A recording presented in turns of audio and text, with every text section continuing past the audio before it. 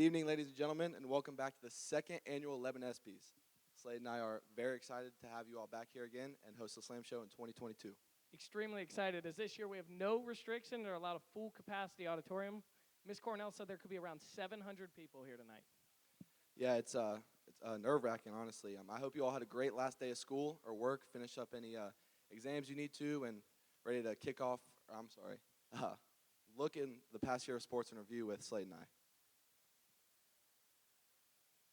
Diving into fall right away, girls volleyball 20-6, ECC champs, and another great year of girls volleyball. I think the most impressive thing about the team is they led in every stat category in the ECC besides one. You know, after Emery Spittler left, people were questioning if the team would take a step back, and right. They did not at all. Right. If anything, a step forward.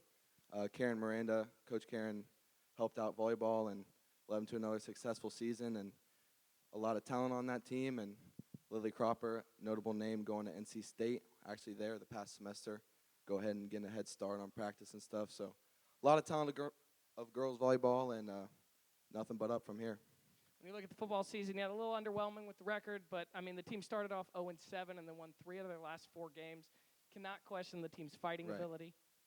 Yeah, a couple notable guys. BK rushed for 1,200 yards. Only non-senior in the top 5, so big expectations next year. And then look at a guy like Zane. You look at a guy like Zane, I mean, he might have had the most impressive game I've ever watched in the Milford game with 2 of the most impressive plays to single-handedly make us win the game. And I think it took us a while to figure out how good he was, and then once we figured it out, he became an elite-level football player for Lebanon.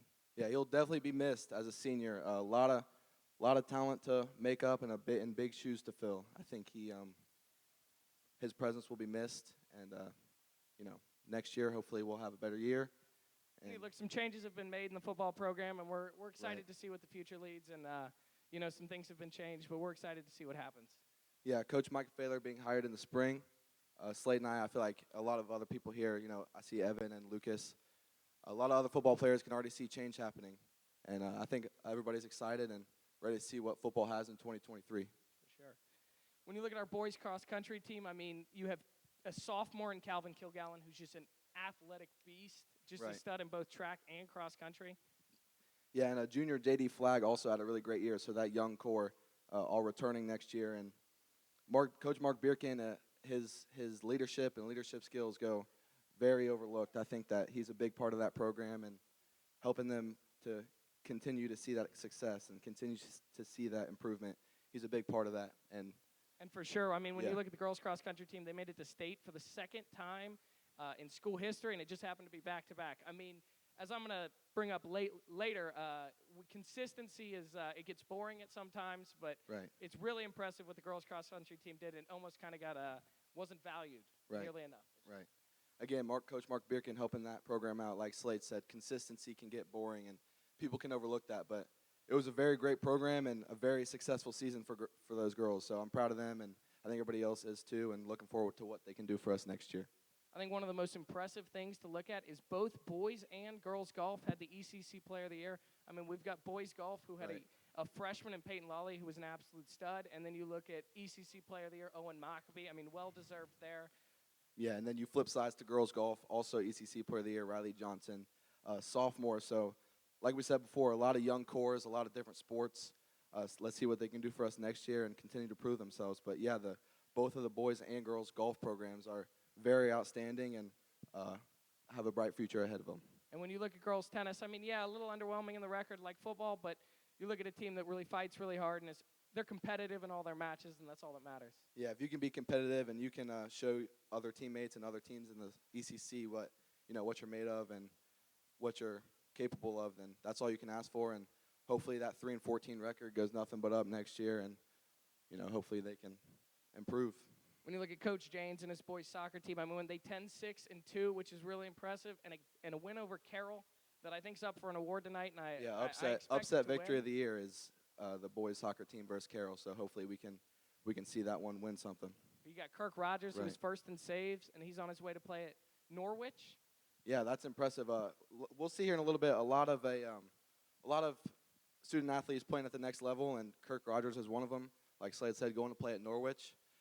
first in saves. So that boys soccer team really showed us what they were made of this year at 10-6-2. And then we've got our girls soccer team who was 7-8-2. But I mean, what a strong showing for them after 2 seniors go down with ACL injuries, and then they still put out an extremely competitive team. I mean, a lot goes out to Erin Edmonds and what she did. I mean, you look at Alex Wilson, who's now going to play at Wilmington. He's 8th in points. She was 8th in points last year. They had a lot of adversity to deal with after Crosley and Danny both went down. That's really something that you got to look at as, Coach Edmonds really helped that team out and turned them into something that could have easily went downhill. And that's a really great program. And tonight we actually have Coach Edmonds here, and we're going to go ahead and bring her up for a quick interview and see what she has to say.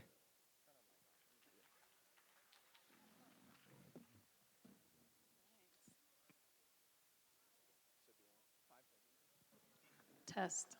Thank you, Mrs. Edmonds, for coming up here. I appreciate it. How would you describe this past year? Honestly, it started with some, like you guys just mentioned, some injuries we weren't expecting, but I think in some ways we bonded over it. And I know for the 2 athletes that got injured, obviously, they didn't get to have their senior year. But for all the rest of them, and a lot of them are in here, I think they came together, and we actually had a really good season. We had some really good goals. We had an incredible defensive unit, and a lot of them are coming back, so it's good. That's awesome. Right, like I said earlier, a lot of sports have a lot of young cores, and girls soccer is one of them, so excited about next year. And then when looking back into, your decision to become a coach, why did you become a coach, and especially at Lebanon? Why do you like Lebanon?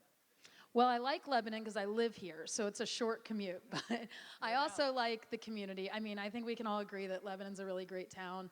Homecoming parade, we're all out there. We all know each other. It's really, really fun that way.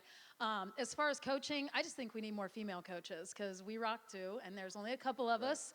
And so, yeah, that's what I'm saying. And so I'm trying to have some, add some female energy to the coaching staff and have some balance and just be a good leader for these girls. So.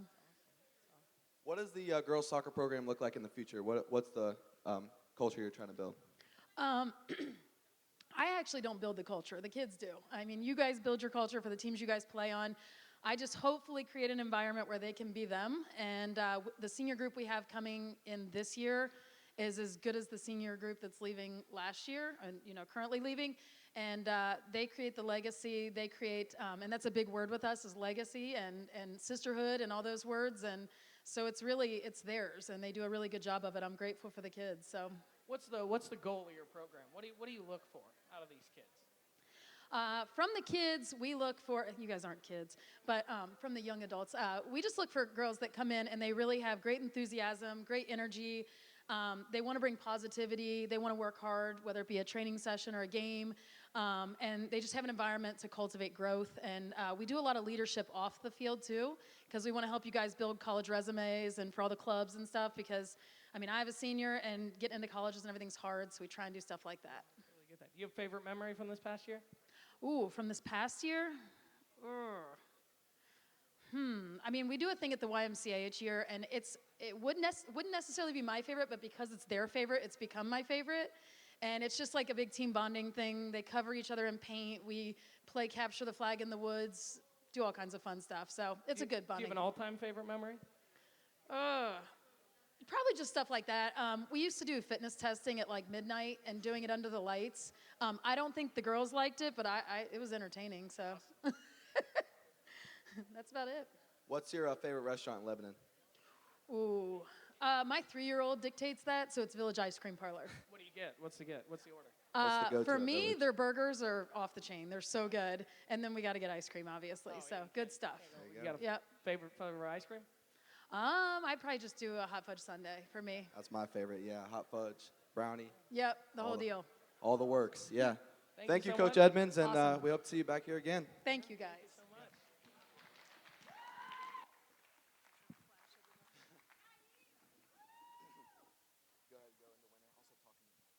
Now that we're looking at the winter sports, you've got girls basketball. They were 8 and 16.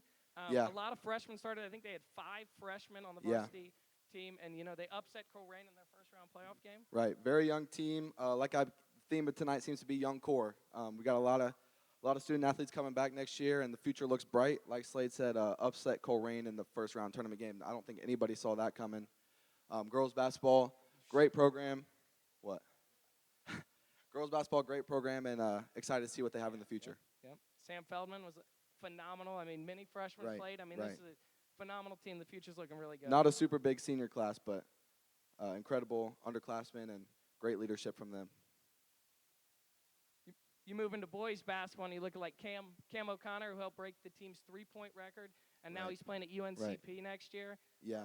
They were a little underwhelming like football with 10 and 14, but, I mean, you got a buzzer beater from Kyle Cook to send us to the second round.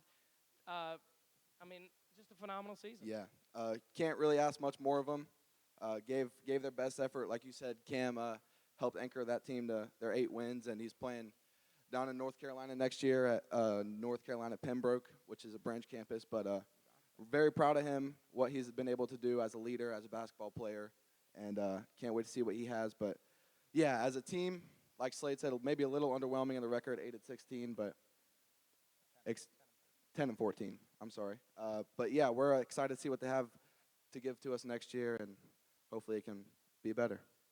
Girls wrestling, you look at, I mean, that's the first girls wrestling team we've ever had. And we sent 5 girls to state. I mean, just a phenomenal thing. And I think one of the big things you saw was the girls buy into the culture of wrestling and really change and become really strong wrestlers. I think the team was phenomenal. I mean, you look at senior Alex Wilson wrestles for her first year and makes it to state. I mean, that's ridiculous. Yeah, very impressive. First year as a sport, and like Slade said, sent 5 girls to state. So that says a lot about their program. That says a lot about what Hensley does there. And very proud of those girls and proud of our boys, too. Boys wrestling program showed out again. 9 first-teamers. We'll talk about that in a little bit, but 9 first-teamers. No other school had more than 1. So that's very impressive. Sent a lot of kids to state. I mean, you look at their team accomplishment. They were 8th in state duels. I mean, that's ridiculous. You sent both 3 people in Flint Guerra, Luke Marsh, and Jack McCall. I mean, Jack McCall returning and Luke Marsh returning. Yeah. And then Flint Guerra coming up for his first time ever. I mean, awesome. Yeah. Again, pretty young core. Those 2 juniors coming back next year. They were able to beat LaSalle in the state duels. So that's up for an SP in a little bit. Upset win of the year, winter. So great accomplishment there. And like I keep saying, hopefully they can, give us more in the future. You look at boys swimming, I mean, an extremely competitive team. You look at people like Cole Hauser and Liam Howie. I mean, there's really high-level swimmers. And then you look at Evan Lacey, who broke a school record and did really well this year. Yeah, not a lot of people know a lot about boys swimming, but it's like Slade said, it's a competitive sport, competitive team, and hopefully next year they can give us more and impress us even greater. And then you can't talk about girls swimming without mentioning Katie Fisher. I mean, she heads to state and breaks 2 school records. She's signed to play at Marshall, and she's only a junior. Yeah. She's coming back next year. Marshall student athlete. A very impressive year. Like Slade said, broke 3 school records, and girls swimming is a great program, and they've impressed us a lot for the past couple years. Boys bowling is 17 and 13 on the year, 15 and 3 in conference. And then you look at like Sean Kober, who was a phenomenal bowler for us this year as a junior, and we're excited to see what he can do in the future. Yeah, 17 and 3. Again, another junior showing out. Young core.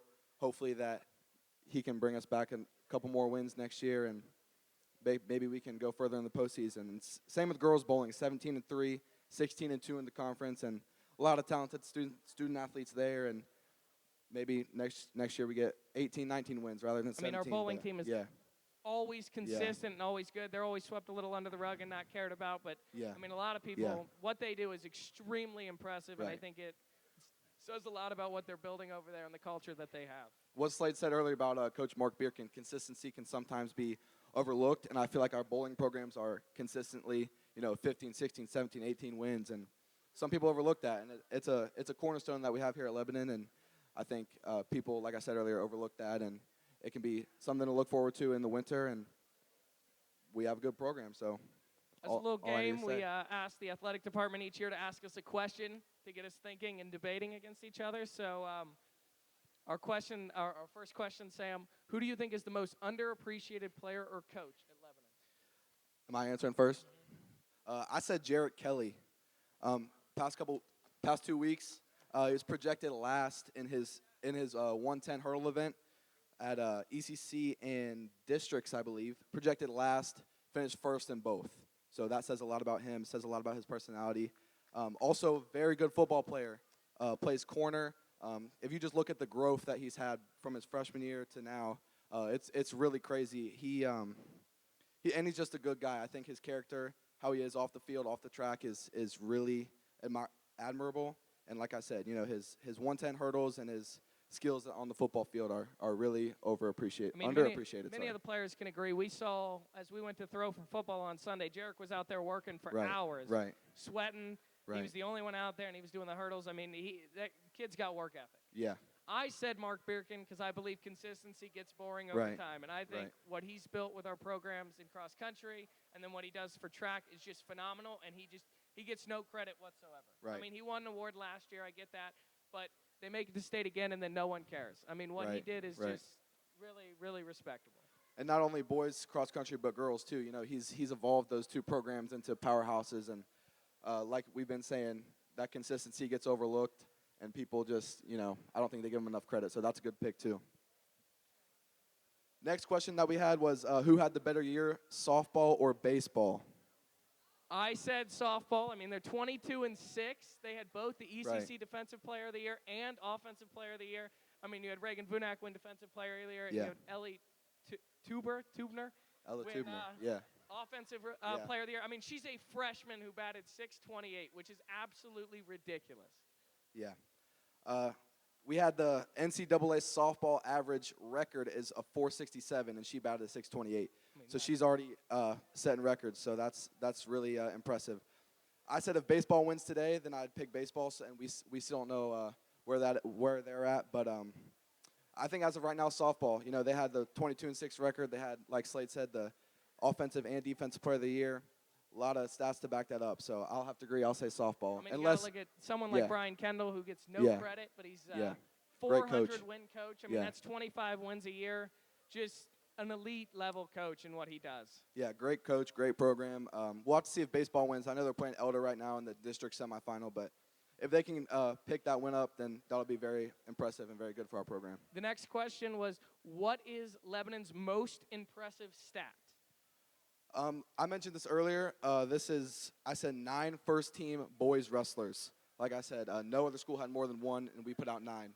So that was very impressive to me, and I think that what Coach Hensley does there in the wrestling program is very admirable, and I like his drive, I like his work ethic, and I like how he pours into other kids. I like how he makes our upcoming senior class every year great leaders, and what they do for us is something that can't be replaced.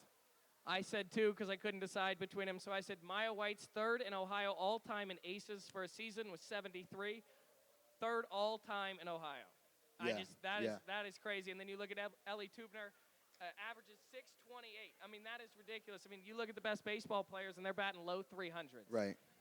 She's in the majors doubling too. that. Yeah, in the majors. Yeah, she's doubling that. Like I said, you pulled up the NCAA softball batting average. The record for that is for .467, and she's blown that out of the water. So, very impressive. And young core, we'll see what they can do in the future. Next question. Lebanon's best pure athlete. I said Austin Miller. I mean, what he does at the 100-meter or the long jump. I mean, now he has the ECC long jump record. I mean, he's an elite level athlete. Yeah. And I think he's going to do big things tomorrow and at state, because I think he's going to make it to state. I think there's no doubt. Right. I agree. I think Austin Miller is a great athlete. But I picked a sleeper pick here, and some of you might not agree with me, but I picked Sydney Dern. Best pure athlete. I don't know if you guys have seen some of the stuff she does. Her tumbling, the way she can just fly through the air, I think that is crazy. There's not really stats to back it up. I can't give you numbers. I can't give you, I can't give you those type of things. But if you just watch that stuff, I went to a couple cheer competitions in the winter. That stuff's crazy. I have a lot of respect for that, and I think the way that, like I said, she can just do that effortlessly is very impressive. The last question we gave. What college-signed athlete will do the best at the next level?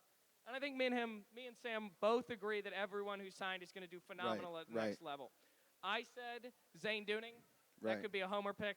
I love Zane. But I think he has the most potential. I think it took us 3 years to realize how good of an athlete Zane Dooning was. And I think once we found it, he was elite. And I'm really hoping Otterbein finds his abilities really soon and turns him into a star. Yeah, no, I agree. I think Zane is a great kid, great athlete. Very personable kid. Like we said, might be a little biased. We both love Zane, but like you said, everybody's going to do great. we have a couple of them here tonight. I see Seth Myers here, signed with Notre Dame College up in Cleveland. So he could be another good one. But I picked Lily Cropper at NC State. I think that she's going to do nothing but good things. I know she was there this past semester, graduated early and headed down there for some extra work. So I think that she is a good pick.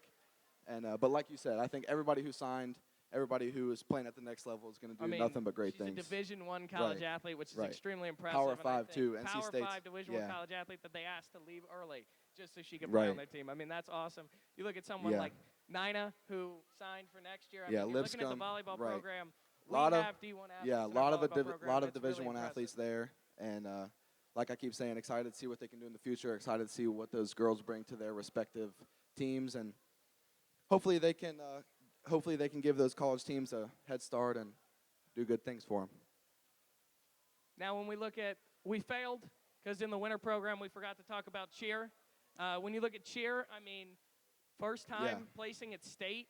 At third place, and then making it all the way to nationals at 5th and 7th. Right. I mean, there's no stats for cheer, but you look at a very impressive team.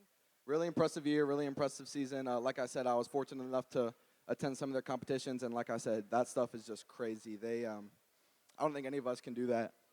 Their work ethic and their drive, their senior leadership is very impressive. Unbelievable. Two signees there too. Ella Smith attending EKU next year, and Sydney Dern going to Bowling Green State. So very impressive, and hopefully those two can do big things for their respective schools. Now when we move into the spring sports, we look at our baseball team at 18 and 11, and they play tonight against Elder. I mean, they've got the #1 rated kid in Ohio at PBR with Colton Hartman, or you got Parker Dohoff, who's signed to play at Wichita State. Right.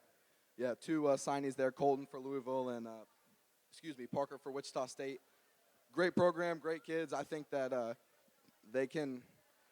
hopefully they can pull it together tonight against Elder at the district semifinal. But so far, great season. I think they have a lot of talent last year, so they're only following that up with more. So. And you look at someone like Jordan Kane, who leads the team in average, or Jack Cecil, who's one of the best hitters and fielders on the team, and then Jaden Upper, who's just constantly going to get you a hit when it's needed. Yeah. A lot of personality on that team, a lot of energy. You know, I see guys like you mentioned, Jack and Jaden and Will, and you know those guys bring a lot of energy to that program. They bring a lot of drive and a lot of personality. So I tell my friends all the time, you know, I wish I was good at baseball so I could just be a dugout warrior and hang out with those guys. Yeah, you look at Coach Bryce, who hasn't had a losing record, and his whole time here, I think we've had 12 straight winning records for baseball.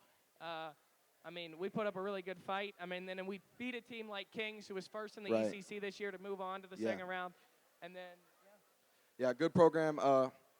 Moving on to softball, kind of the flip side of that. Like we said earlier, great program, 22-6, had the ECC Offensive and Defensive Player of the Year in Reagan Vunak and Ella Tubner. So great program, like you said, Coach Brian Kindle helping them out a lot, 400-win coach. And you look at that softball team. I mean, their pitching staff helped shut the door in many games. Didn't finish off the season great, left a little early in the playoffs, but I think their regular season was phenomenal, and I think that can not go understated. Yeah, I agree. Next, boys lacrosse finished 5-10. Not quite the record we were looking for, but like we keep saying, extremely young core. A lot of guys on that team who gave it their all. I mean, you look at kids like Jackson Newman, Max Kinsey, Garrett Payton. All those guys coming back next year. Very young core. All of them. Yeah, Jackson Newman scored 12 points in one game and break his brother's record. Yeah. And then you have Max Kinsey, I believe, who scored 11 in one game. I mean, this is a young core, and they're losing a lot of senior leadership, and someone like Braden Warmeyer, who's signed to play for the Coast Guard. Yeah, Braden Warmeyer playing at the Coast Guard next year, and back to Jackson Newman's 12-point game. That's up for an SB tonight, so maybe that can win something. But, yeah, boys lacrosse, very young core, very driven group, and hopefully they can give us a little bit more next year. Yep, and like Jack Payton, who's also signed to play. That team's putting some next people putting some really good players at the next level, and I think we're excited to see them in the future. Yeah. Flip side of that, girls lacrosse, 7-10. Also a great program, very young core, a lot of sophomores, a lot of juniors that showed out this year. Arlene Planica, who was a pick for my award, first in the ECC and caused turnovers by a lot, actually. So very impressive stat, and hopefully they can give us some more wins next year. You look at girls lacrosse. I mean, they're 7-10. Yeah. You've got Haley Nasowski, who scored 6 goals in one game.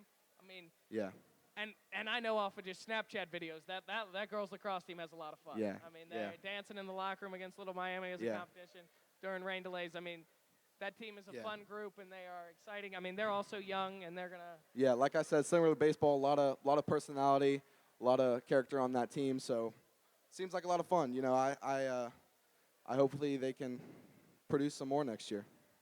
For sure.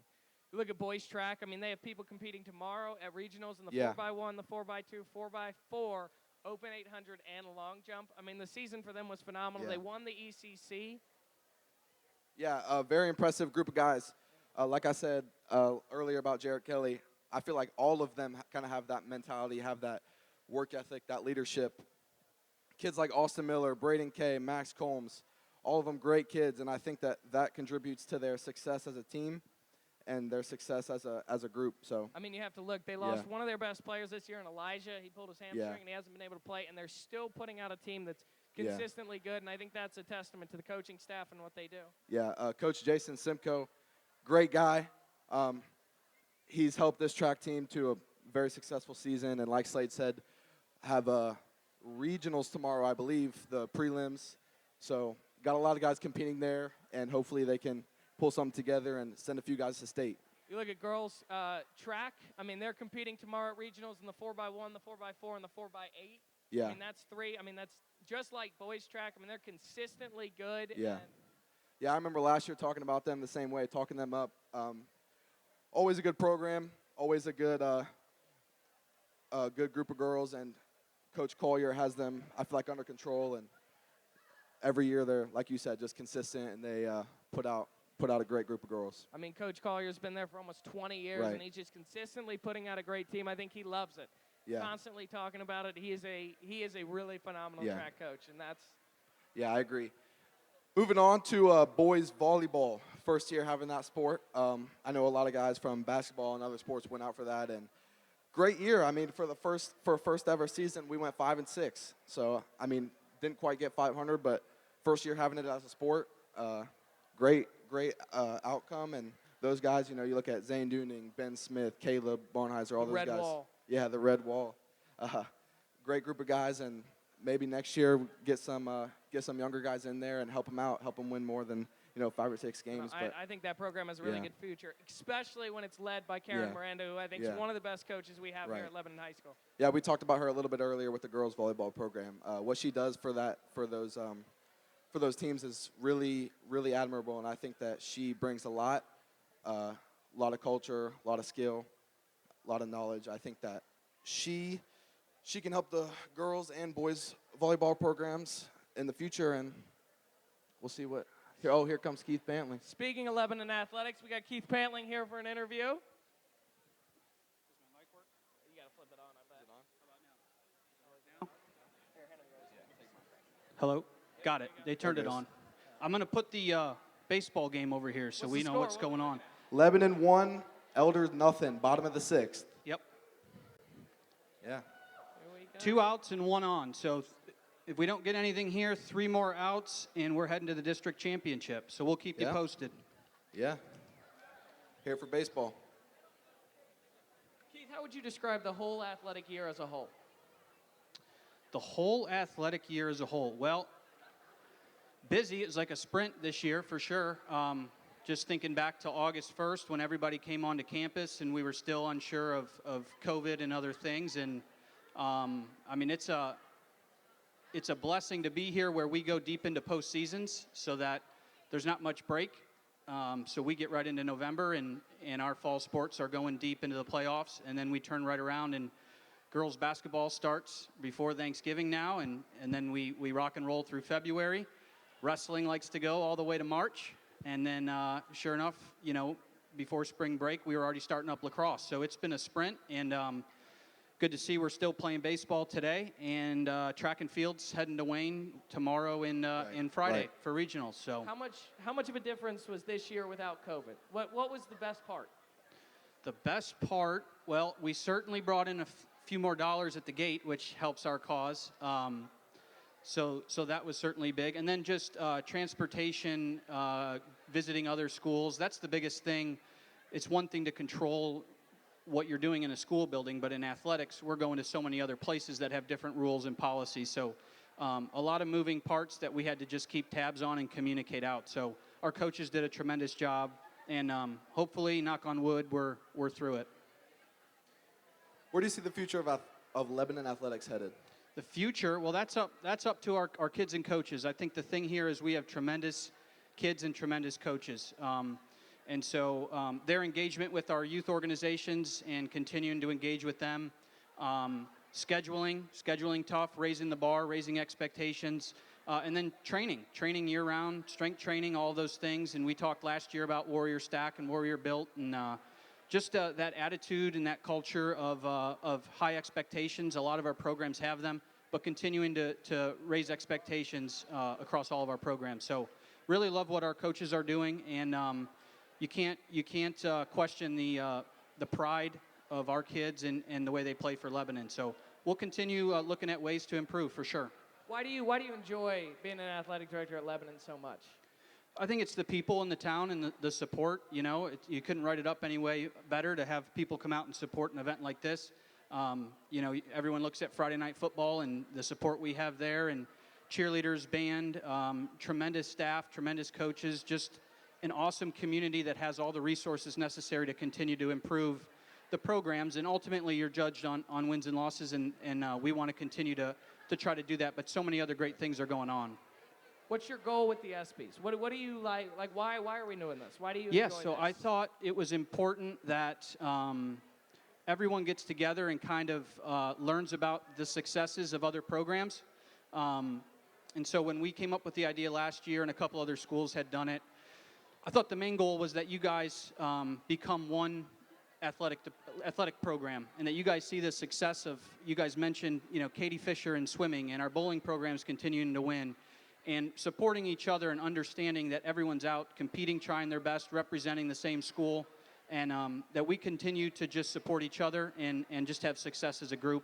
And then everyone has their own banquet and things to celebrate with each other, but just to, you know, remove those walls, so to speak, and celebrate together at the end of the year.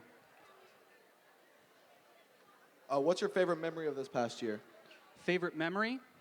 Oh man, you put me on the spot here. You can give us multiple. Yeah, we can talk about a few. I think in the fall it was awesome to see cross country, the girls return to state. That was a really, really fun Saturday. Soccer beating Carroll, I think that's up for an award. That was really, really special. And they got 10 wins this year, so I was really, really proud of boys soccer. What else do we have in the fall? That football, that senior night game was absolutely tremendous. Golf and what Riley Johnson did to win Player of the Year, win both the pre and post season, and then just take home so many accolades. We play in a really tough conference that's really, really deep, and so you know, just to see all those accolades throughout the fall. I think going into winter, really adding those two new programs of boys volleyball and girls wrestling was just awesome for me to see, and the people that brought those programs about, and to see the success so quickly, the enjoyment of them, and it was just a lot of fun to go out and just compete. And so those were really special. I think wrestling, going to state, seeing Luke Marsh get over the hump in his fourth year going to state and get up on the podium was a really cool thing. I was right down in the second row at the shot, and he kind of saw me and my son right away, and we gave him a fist pump. So that was really awesome. Baseball, softball, track and field, our lacrosse programs. I mean, everyone's just representing Lebanon well. So it's hard to put my finger on one moment, but so many good things are happening. We're only in your second year. What do you still hope to build within the programs and stuff like that? What do you expect the future of Lebanon Athletics? Well, I think there's a couple programs that really have high expectations. I just two off the top of my head. You look at the wrestling program or girls or softball. If they don't win a district title or a conference championship, they're upset. They have very high expectations, and they hold each other to those standards. The student athletes do.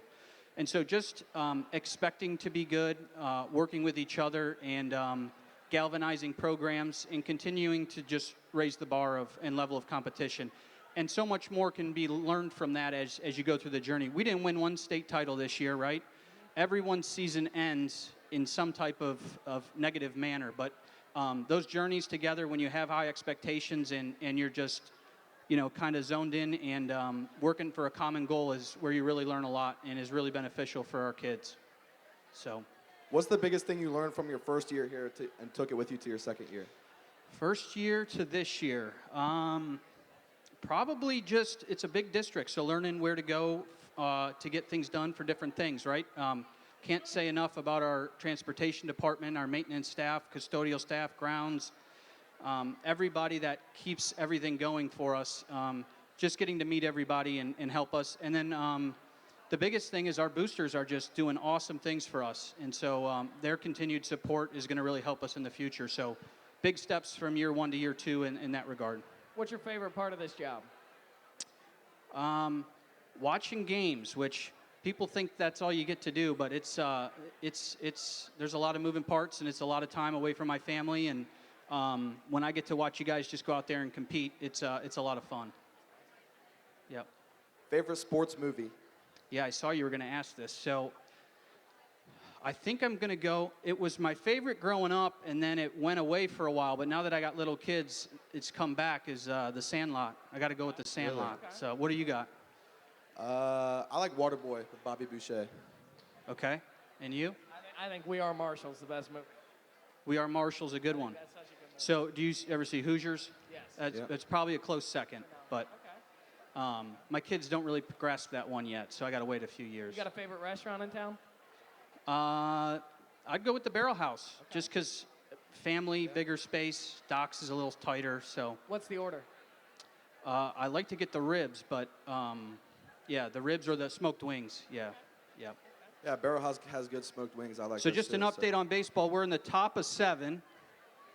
We have a man on second again with 1 out, and we're still up 1-0. So I'll go when I go back down. I'll keep you guys posted. All right. Sounds good. And then, Sweet. guys, thanks for all you're doing and covering this, and it makes it a really special night. So keep up the good work. Thank you. Thank you. Thank you, Mr. Thank you Pantley. so much. And we'll get started with the program right at 6:30. I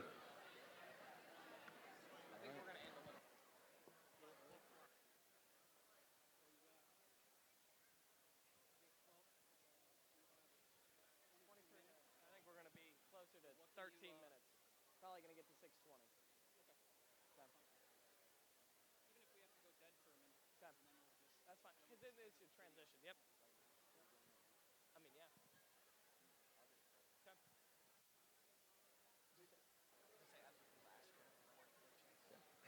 Big thanks to Mr. Pantley for coming up here on stage with us and answering some of our questions. He's a great guy. As we did last year, Slade and I did some award predictions, so we're going to go ahead and march through those again this year and see who we have winning each award.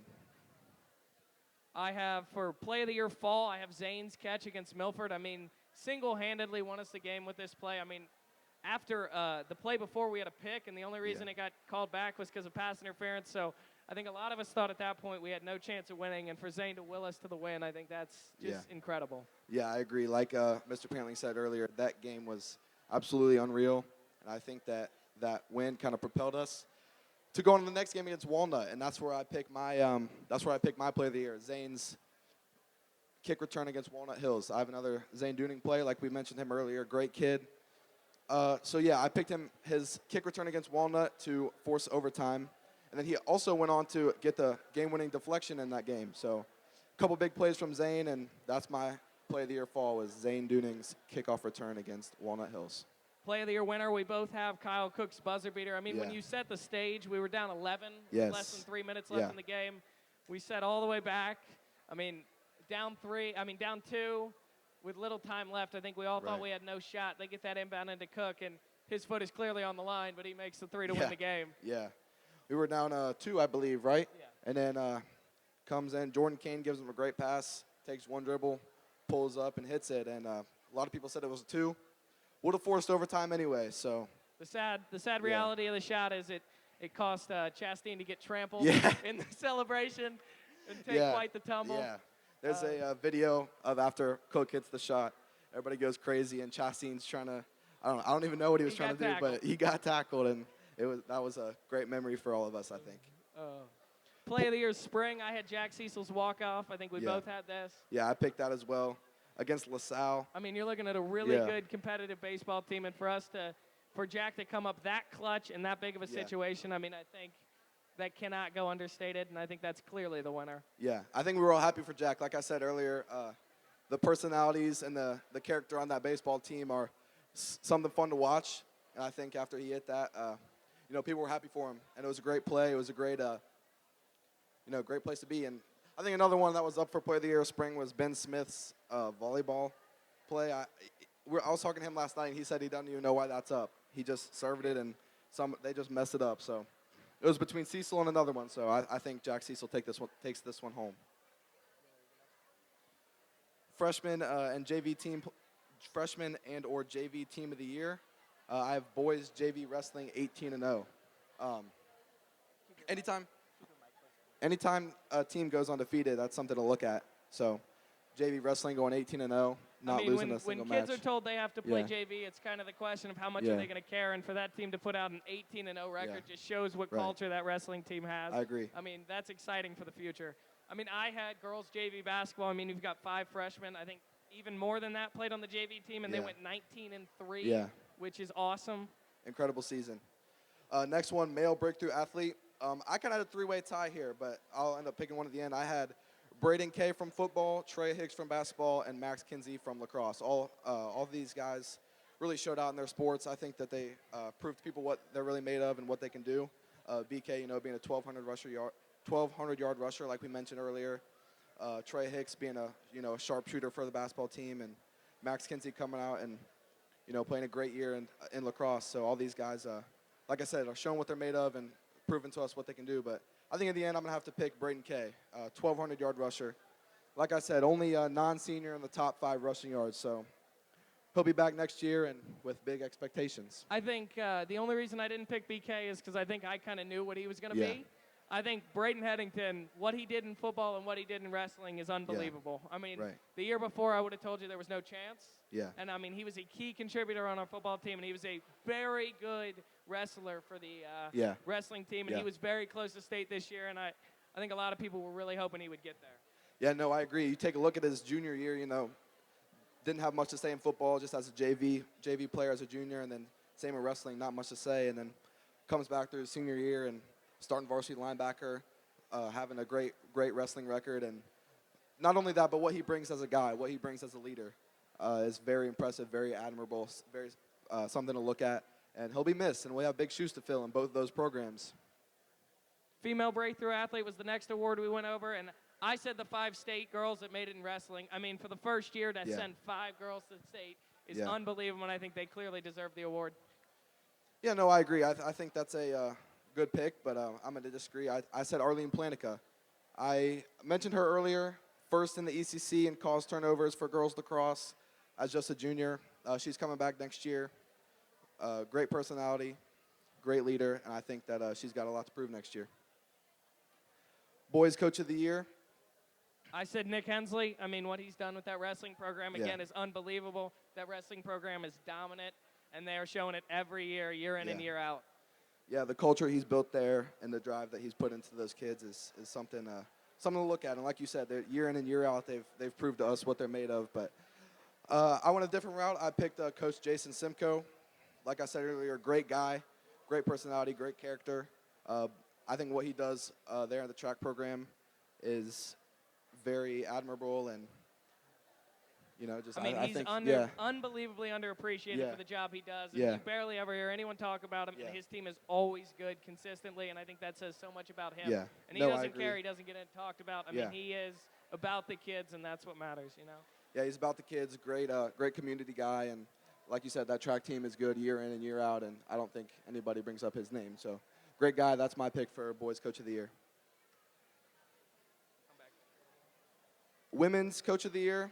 I went ahead and picked Mark Bierkin. I think that, like we were mentioning earlier, his consistency and the fact that he brings those programs back to state, back to districts, year in and year out is something that's underappreciated, and I think that the way he's built a culture over there is something to look at. when you look at women's coach of the year, I mean, I said Karen Miranda. The only reason I said Karen Miranda is because the job she did for being put in such a tough situation is the most impressive thing done at the high school this year. Yeah. I mean, she was put in a really tough situation to take over halfway through the season after some unfortunate circumstances, and she did really well. And she was very impressive as a coach this year. And I think all the girls on that team would defend her and say she might be the best coach we have at Lebanon. Yeah, like we said earlier, that volleyball team went 20-6 and ECC champs. So, like you said, not much to argue there. I think she deserves it. Comeback victory of the year. I said girls volleyball against Kings at Kings. I remember I was at that game and they were down 2-0. They were in their sets. They were down 2-0 and ended up coming back and winning. So that was just really exciting to see and witness that firsthand. I said boys volleyball against Middletown. I mean, for a team in their first year to have the ability and the will to come back when they're down and not just give up because they've never played this before and they're just trying to have fun. Yeah. I mean, that team was out there just to have fun, and they did a really good job this past year. Yeah, I agree. Upset or revenge win of the year? We'll go ahead and give yours. I said baseball beats LaSalle. I mean, that's a high-level team that I think no one thought we had a chance to. I believe that was on our 7-game win streak that we had. Yeah. And to make it even better, Jack Cecil hit a walk-off to win the game. I mean, you can't beat that. Yeah, like I said, the character and the personalities on that team is just something, and we were all happy for Jack when he hit that. So. I think buzzer beater of the year is clear and very easy. I mean, it's Kyle Cook. I mean, that buzzer beater was ridiculous. Yeah, and you can't argue with that. I mean, shot heard around the school. Yeah. I mean, it's unbelievable. Yeah. Another candidate for that, though, was Maddie Mueller. That half I was court in person for the Maddie Mueller one. That was awesome. If that would have counted, that could have had a case. But yeah, I think Kyle Cook takes that one home. Male Warrior Pride Award. I said Owen Maccabee. I mean, what he does and his many things he does. I mean, he's a part of everything in the school, and he shows so much warrior pride. I mean, to help and set up that student-teacher game that ended with a Cam O'Connor buzzer beater, I mean, you can't beat that. Yeah. My pick was Trent Uhl. He's here in the front row with us tonight. I think he deserves it. I think the amount of confidence and the amount of caring he gives to the programs that he's a part of is something to look at. And I know something that. Sorry, I got hecklers here in the front row. I know all of you aren't football players, but if you were with us, some of the halftime speeches he gives, I mean, nothing but emotion. Nothing but emotion. Quite corny, but he's a Lebanon Warrior through and through. Might be corny, but he cares. He cares, I'll tell you that. Female Warrior Pride, we were in clear agreement here. I mean, it's got to be Ella Smith. What she does with her digital design, what she does with all her things, it's just unbelievable. Baseball's going to the district championship.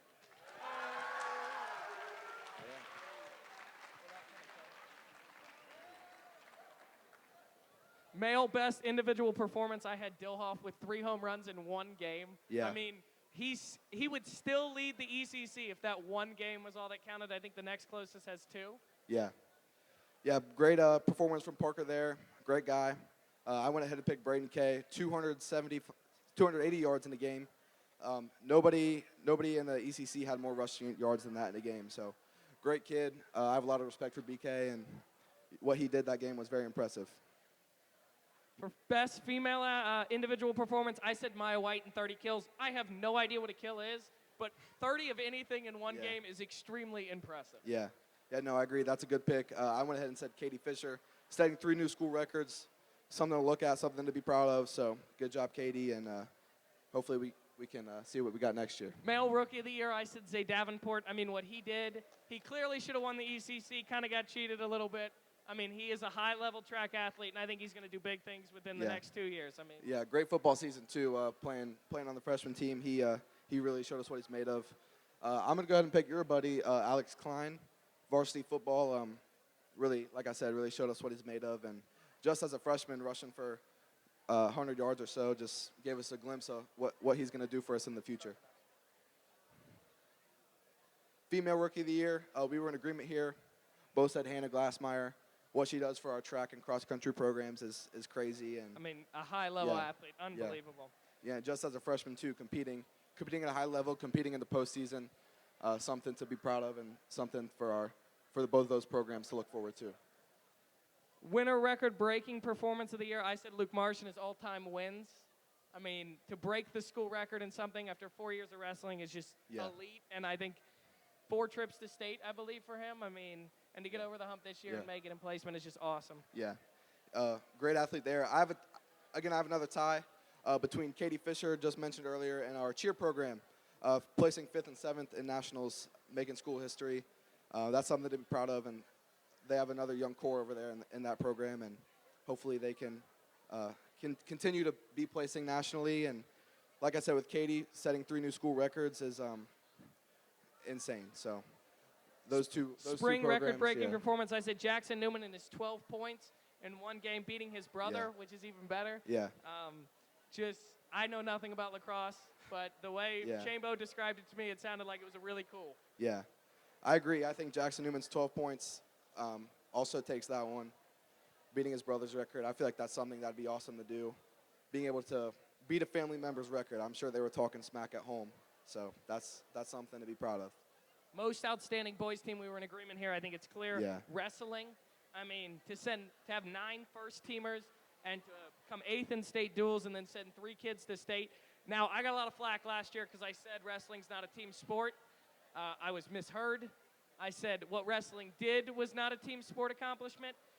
Coming 8th in state duels is a team sport accomplishment. I will be in full agreement of that. Now, sending 3 kids to state is not a team sport accomplishment, and that's where I differ in my opinions. Yeah, I agree. Wrestling's got to take it. Most outstanding boys team, like we've been saying, what Coach Hensley does there year in and year out. Something to be proud of, something to look forward to, and I think the culture he's built there is something that will continue, and hopefully next year it can be 4 guys they send to state or 5 or something to look forward to, and hopefully we can improve there. Most outstanding girls team? I said cross country. I mean, to send them to state back-to-back years. Again, consistency gets boring, and I think our girls cross country team showed that they are not taking any steps back, and if anything, they're taking a step forward in the future. And I think, again, that shows a lot about Mark Birkin and the program he's built. Yeah. You look at girls cross country and softball, both very outstanding girls programs, very successful this past year. But I'm going to go ahead and give it to cheer. Like I said earlier, 5th and 7th in the nation. 5th and 7th in the nation. Very impressive. It seems like they're over there, I think. Very young core, a lot of girls returning, and hopefully they can do the same thing next year, if not better. So I'll give that one to cheer. I think assistant coach of the year, I mean, we were in agreement here. Yeah. It's kind of the same with the Karen Miranda situation, but Brendan Spatz, when he's put in a tough situation that he was this year, in a tough circumstance, for him to come up and take leadership of the team and do pretty well, honestly, in the games he had to head coach. And I think for him to come in and do really well, I think that can't go underappreciated tonight. Yeah, that can't go overlooked. What he did for that program was outstanding, and hopefully he takes that one home. That would be something cool. Warzone fan of the year, I said Jack Cecil. I thought he was the loudest fan in any game. I mean, I thought he was very clear, and he was the loudest cheerleader we had. I mean, he was. Yeah. I'll go ahead and take his partner in crime, Jaden Upper, always showing up to games. A couple times they painted their bodies. Very passionate about Lebanon sports, I guess. So those two are 2 good guys to give that award to. Unsung hero male, I said Michael Wilson. I mean, Yeah. he's the center of the offensive line behind a team that rushed for over 1,300 yards. I mean, there's no stats for linemen in the ECC, but I think what he does is something that is not appreciated enough, and it has to be shown. Yeah. New award this year is, as you said, the Unsung Hero Award. I'll go ahead and give that one to Michael Wilson, too. Like you said, there's no stats for that position. There's no numbers you can point to and look at and say, hey, look what he did. Look what he's doing. Only tape, only film. So just watch that, and you can see what he does. And I'll go ahead and give the Unsung Hero Award to Michael Wilson.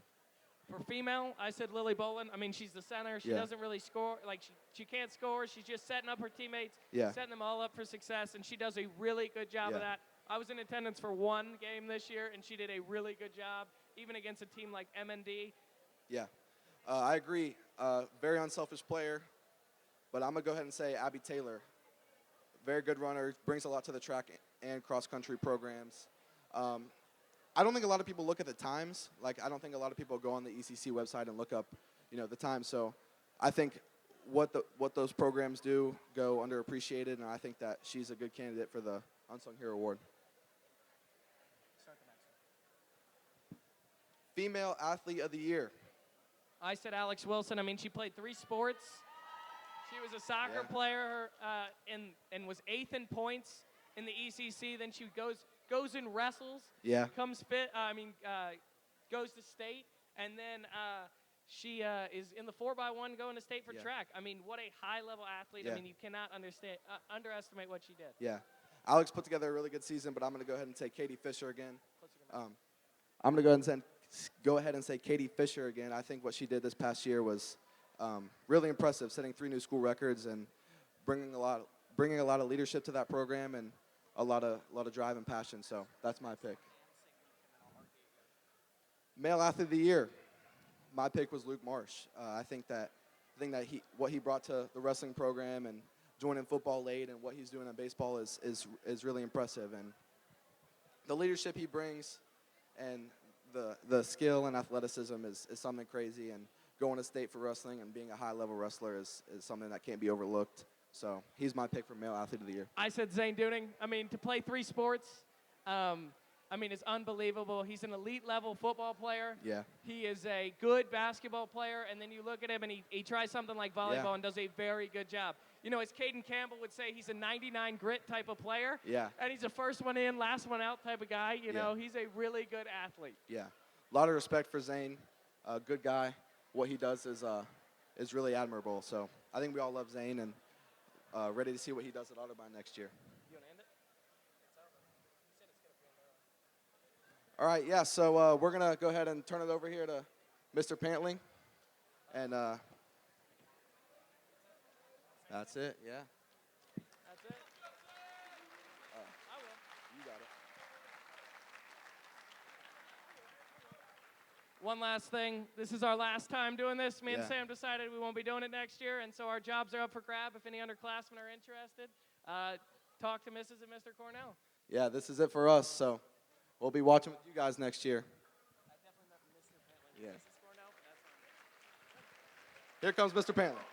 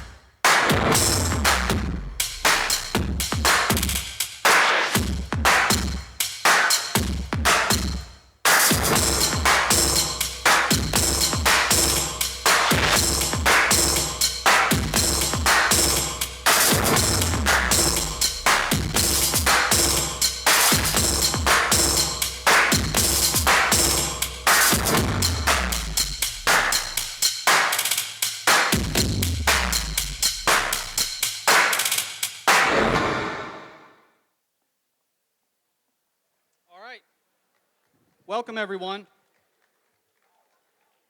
How about a round of applause for Slade and Sam?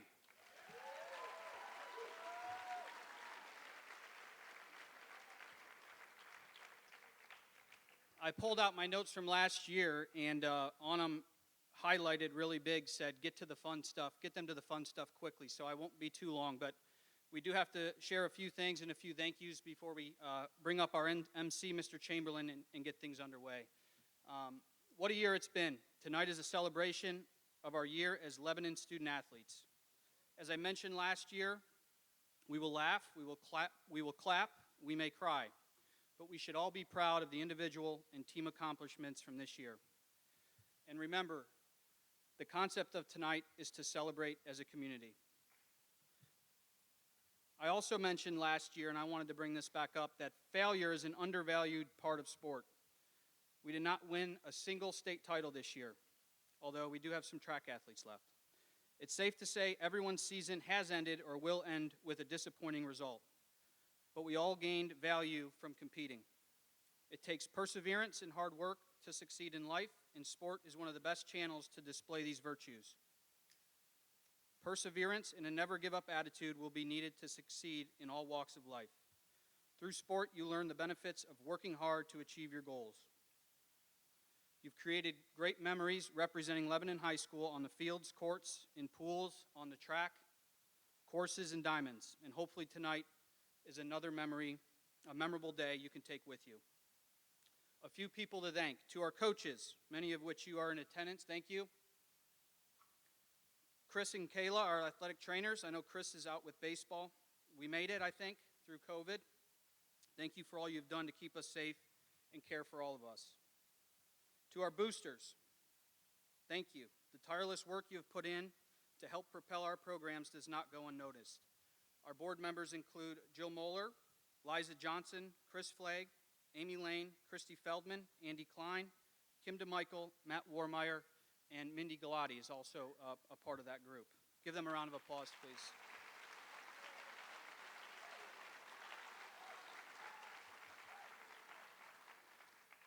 To our baseball team, who's still playing and won tonight, they'll play Thursday in the district championship. And our track athletes who advanced to regionals taking place tomorrow and Friday at Wayne. Keep up the good work.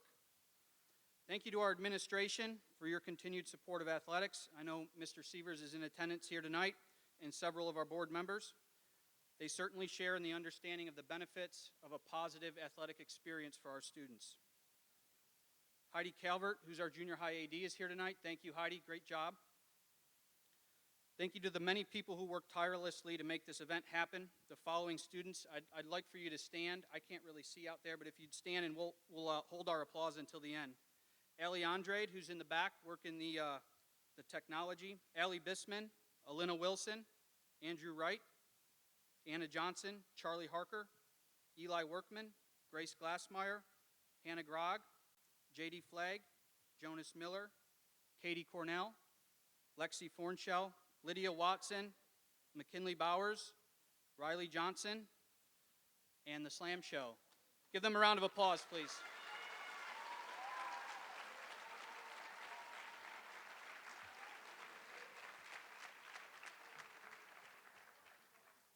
Bill Kilgallen, thank you not only for tonight, but the photos you take all year long for our student athletes. It's incredibly appreciated.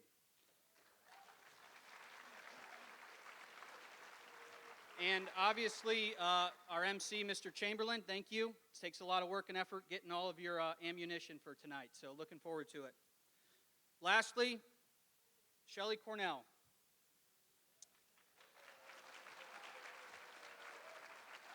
This is when we came up with this concept, I knew how much work would have to go into it, and Shelley has taken it and ran with it. This is a year-round endeavor that culminates tonight. Thank you for all that you do, for all of our coaches and programs throughout the year, and thank you for your work making tonight so magical. And congratulations on your recent graduation from Miami University. We have some students here to present you with some flowers.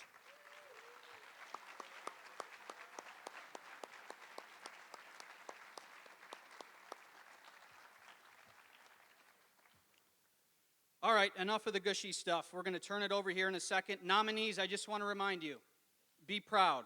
Everyone here is a winner tonight. If you do win, thank someone. Be thoughtful. After you come up, you can come up on either side. You'll end up exiting back on this side so we can grab a photo of you with the trophy before you head down the steps. If your team wins, don't be shy. Come on up. Everybody, program-wide, whichever level, come up and support your team and your program as One Lebanon. Let's get this show on the road and have some fun. Without further ado, I introduce to you our MC, Mr. Chamberlain.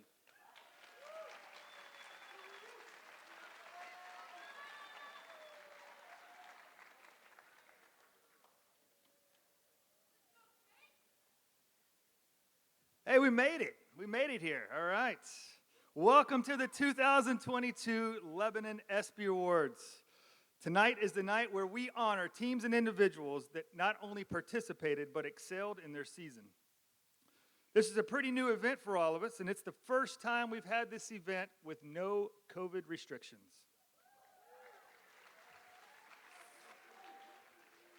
So this may be new to some of you, so I want to lay down a few ground rules. Rule number 1 for this evening is to have fun. School is out. And it's time to celebrate another successful year.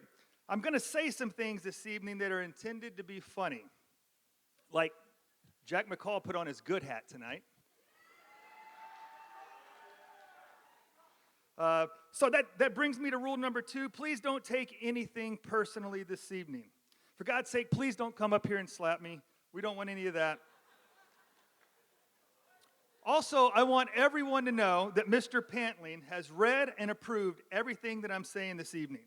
So please direct all complaints to him, not me.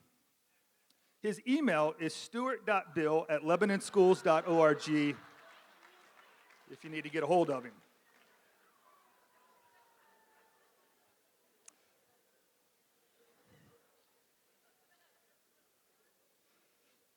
It gets worse.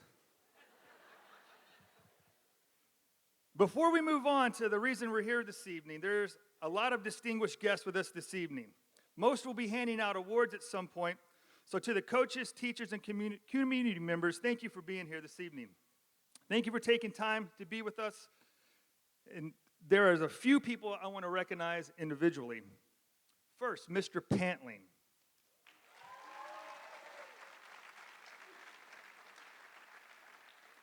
Keith, thank you for bringing this athletic program into the 21st century with things like tonight. This is awesome.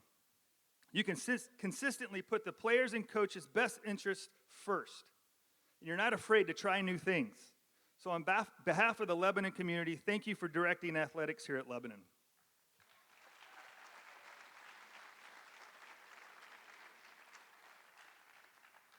Hey, Coach Sean Lamb's with us tonight.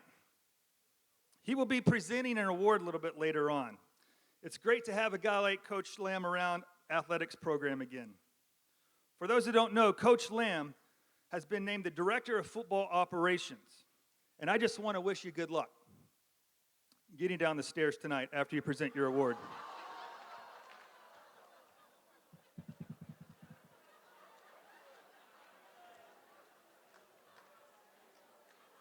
I told you. That's right.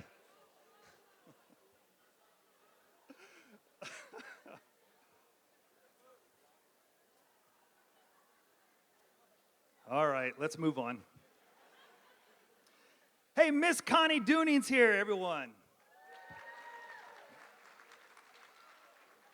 After 25 years of coaching our cheerleaders, Mrs. Dooning is hanging up the megaphone. And anyone that stays in one position and coaches teenagers for 25 years, at the very least, deserves a round of applause. So let's give Miss Doonan a hand.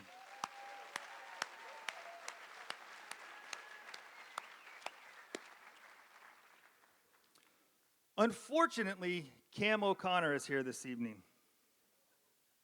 For those that don't know, Cam hit a lucky off the backboard garbage three-pointer as time has expired in the staff versus seniors basketball game just a few weeks ago. I'm not bitter at all. Nope, not at all. As a matter of fact, I want to congratulate Cam. He just committed to play basketball at North Carolina Pembroke. And most athletes that play on the next level pick a school that fits them the best. They have a connection with a coach, or maybe just have a connection with the school. They pick a school that just feels right. Not Cam. Cam picked North Carolina Pembroke because they have the shortest shorts so he can show off his tattoo. What really sealed the deal is when Caleb Barnheiser approved it, and it made him go. So good luck, Cam. Good luck to you, buddy.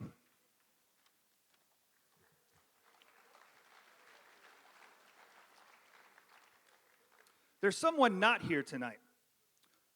Earlier in the week, I spoke with former volleyball coach Mike Bryant.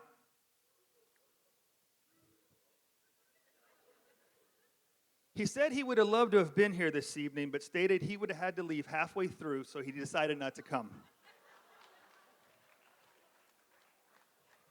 He quit halfway through the year, guys.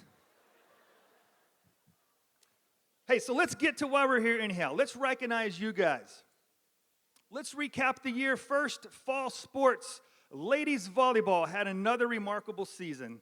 They capped off back-to-back ECC championships led by all ECC selection Lily Cropper and Maya White, along with ECC Offensive Player of the Year, Nina Miranda, and ECC Coach of the Year, Karen Miranda.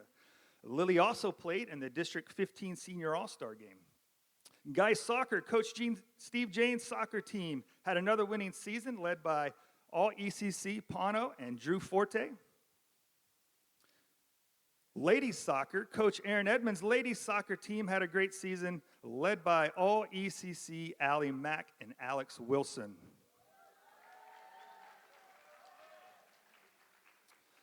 On to football. What a fun year it was for football. Wasn't that a fun team to watch? I don't think anyone could have predicted what happened this year. I mean, no one could have predicted Joe Burrow, Jamar Chase, the Super Bowl. How awesome was that? Now, the Warriors football team will go into next year with a new head coach in Micah Failer, and they were led this year by all ECC player Braden Kay, and also Zane Dooning has been selected to play in the SWOFCA East-West All-Star Game, and he will be playing wide receiver for the East team. The lady tennis team had a great season led by junior Allie Andrade. Both cross-country teams had a great season led by Coach Mark Birkin. Hey, give it up for Coach Birkin, right?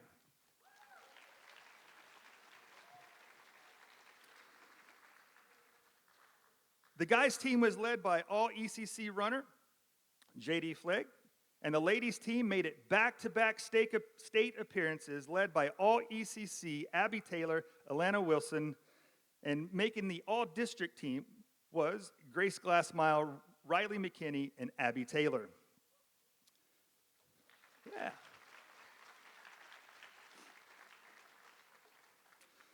The boys' golf team finished third in the ECC, led by Peyton Lawley and Owen Mockabee.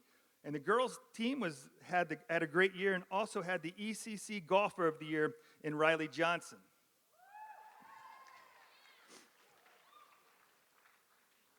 After a busy fall, we moved into the winter sports. On the hardwood, the guys' basketball team, led by first team All-ECC Cam O'Connor, who is now second all-time in three-pointers with 127 in his career and second only to himself in three-pointers made in a season with 52 this season.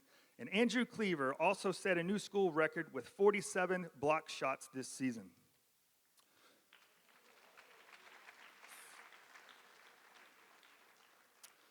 While the girls were led by second-team All-ECC selections Sam Feldman and Maddie Moeller, the boys and girls swimming team, the boys swim team had a great season led by Evan Lacey, and the girls swim team led by three-time state qualifier and just a junior, Katie Fisher.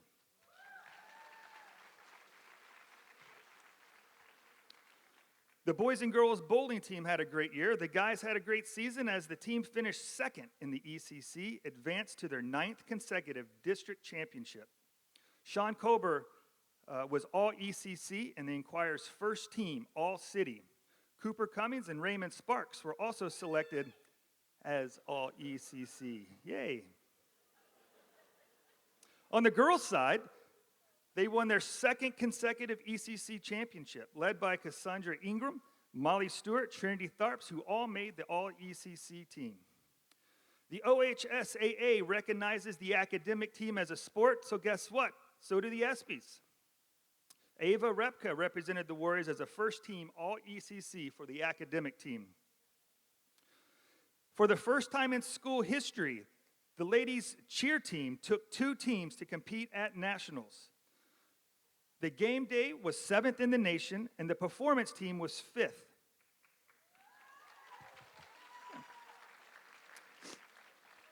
The football cheerleaders also won the Warm 98 Cheer Championship competition and won $1,098 for the cheer program.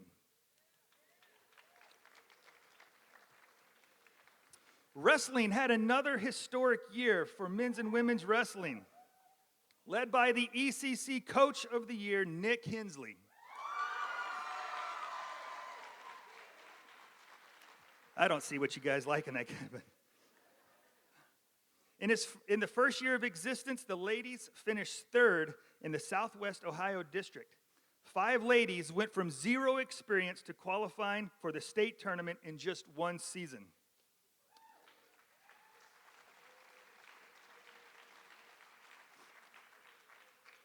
Emily Cameron and Alex Wilson both qualified for the state tournament.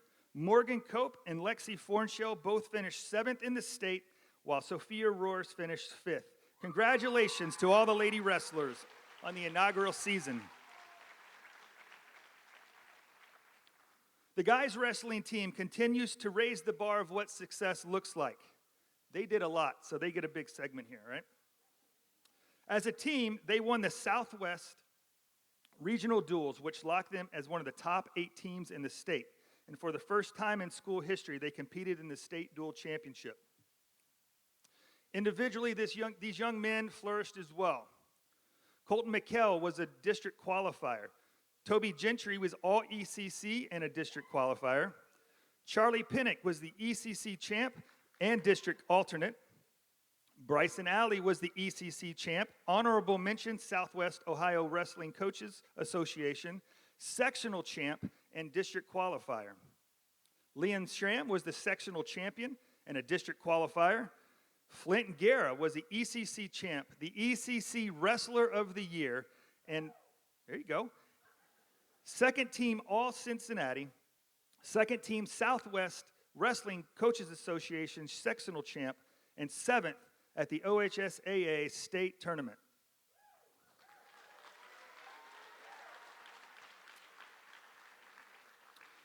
Jack McCall was an ECC champ, first team All-Cincinnati, first team Southwest Ohio Wrestling Coaches Association, Southwest District champion. He's a 3-time state qualifier, 2-time state placer, and he got 7th at this year's state tournament. He's just a junior. We're going to have more next year. Micah Wilson was the ECC champ, honorable mention, Southwest Ohio Wrestling Coaches Association, sectional runner-up and district qualifier. Tyler Stein was sectional champ and 2-time district qualifier. Logan Steiner was the ECC champ, sectional champion, 2-time district qualifier. And Braden Headington was honorable mention, Southwest Ohio Wrestling Association, sectional champion, 6th at districts. And there's one more wrestler we need to talk about. There's a guy named Luke Marsh.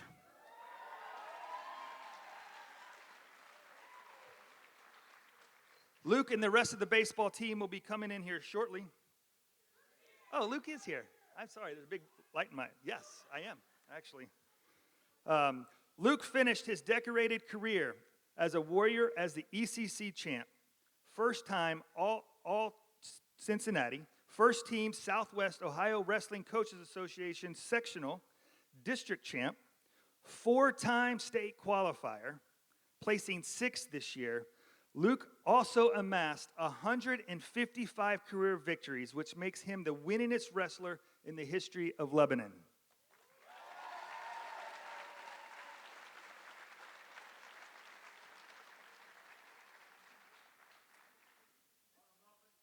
There's a lot there. Congratulations, wrestlers. Then we moved on to the spring. Baseball, they're still going strong with making it to districts today. Baseball first team, all ECC, was Colton Hartman, Ty Beck, and Parker Dillhoff. Hopefully we have more to talk about them in the future. Softball first team, Sophia Roars, Juliana Gonzalez, Ella Tubner, Reagan Vunek, and Aubrey Smith. The ECC softball offensive player of the year was freshman Ellen Tubner, and the defensive player of the year was junior Reagan Vunek.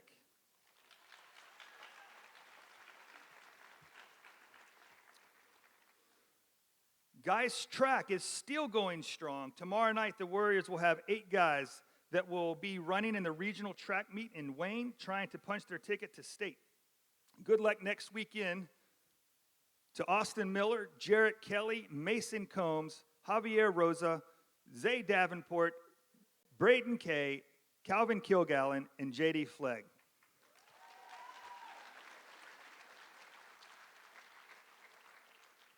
Same goes for the ladies track team. They're sending 10 ladies to the regional meet. Good luck to Melania McNamara, Anna Packer, Hannah Glassmeyer, Grace Glassmeyer, Anna Lamaro, Alexa Lane, Kaylee Brown, Grace Gabriel, Amaya Davis, Alex Wilson. That's it.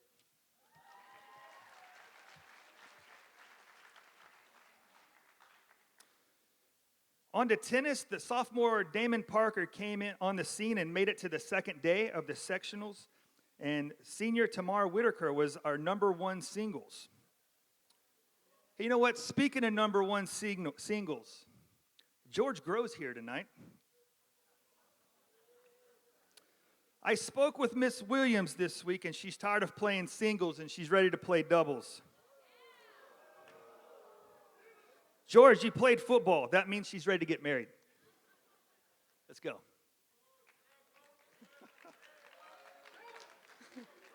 Thanks for being here tonight, George. Boys, in their re-inaugural season, the boys saw tremendous growth on the court. Most of these guys had never played volleyball before, but were eager to learn. And learn they did. The team finished with a record of 5-9, and Zane Dooning landed on the All-ECC list and was honorable mention All-District.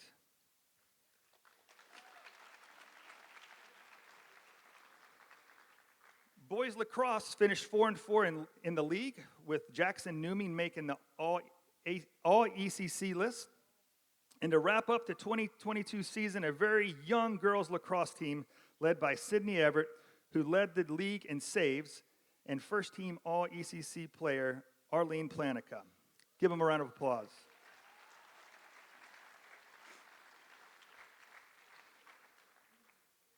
So let's get to the sports, the players and coaches. Let's give all of the players, coaches tonight a big round of applause.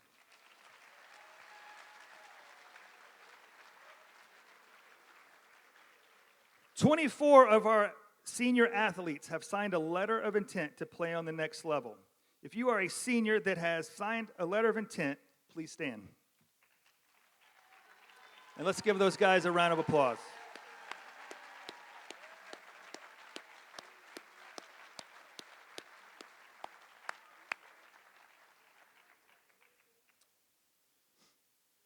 Now it's time for the awards. The first award this evening is the Warrior Edge Leadership Award. So please welcome to the stage our first presenters of the evening, Lebanon legends Jim Vandergriff and Judy Conrad.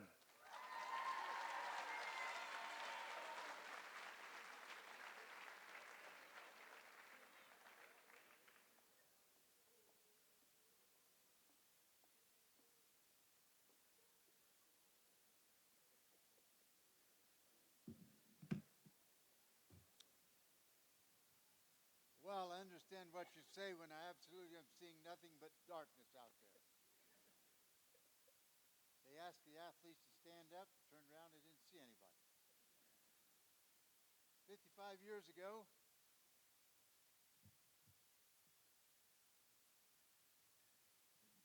George Hartman was superintendent, and he was an old man at the time, so I have no idea how old he is. But Rosie and I drove up here from Chillicothe and decided that if they'd hire me, we'd come here. And they did at the time, and I was hired as head football coach and dean of boys. And since then, the ride has been good. 55 years here. Lebanon's a great place. I bleed maroon and white, and this young lady beside me here bleeds maroon and white also. Folks, be happy to be a Warrior, be happy to live in Lebanon, go to Lebanon High School. Great place to be.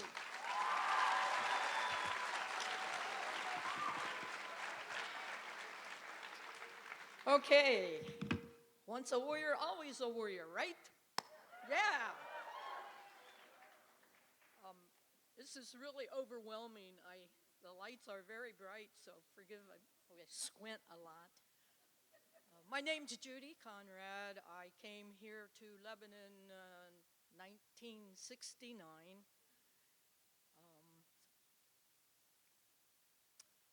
taught here and coached 35 years and have been retired for 17.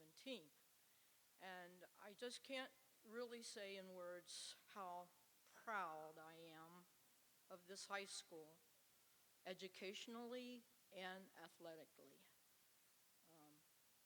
As Jim shared, we are so proud of you, the Warriors. And congratulations to all of you forthcoming. And we're going to get the show on the road now.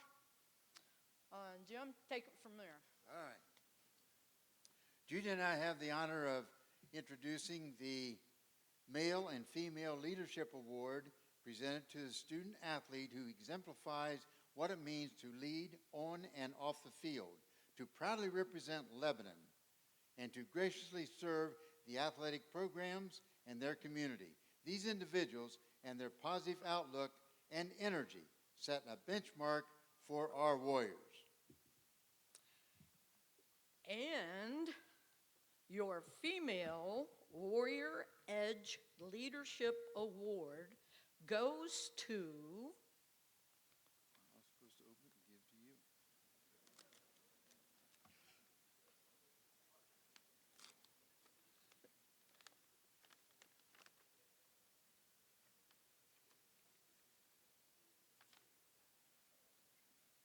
Grace Glassmeyer.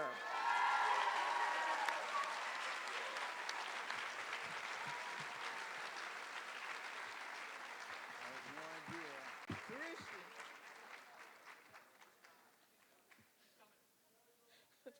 Here she comes.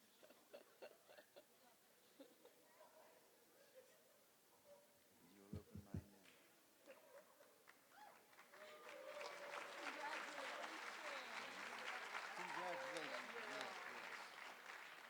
Okay, this is awesome. Thank you to my coaches, my families and friends, and especially my teammates. It's an honor to be able to lead these girls. I can't say enough great things about them. Thank you.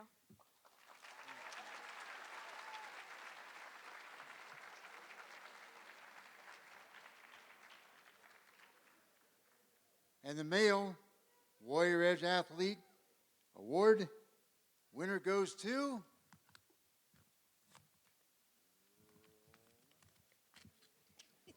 We'll make this easy.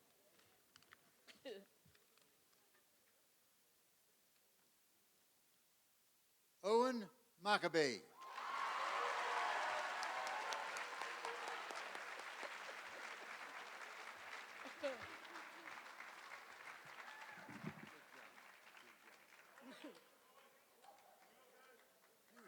Here he comes. He's over here.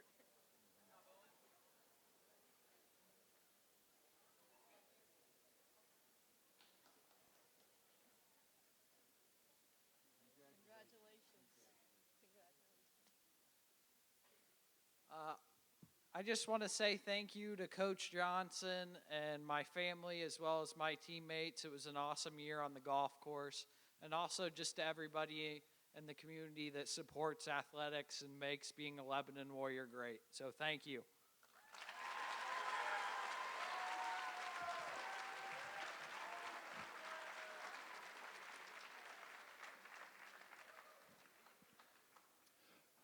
All right, coming to the stage now to present the Assistant Coach of the Year. Please welcome the booster representatives.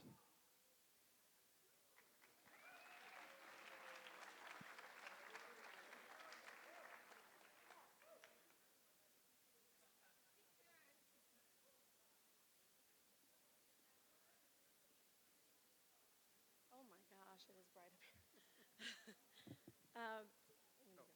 Hi, I'm Andy Klein. I'm the marketing director for the Lebanon Boosters. I'm Jill Mahler. I'm the president of the Lebanon Athletic Boosters, and we are presenting the Assistant Coach of the Year. First, thank you to all our coaches for your impact this year. As the famous line reads, a coach will impact more kids in a day than most people do in a lifetime.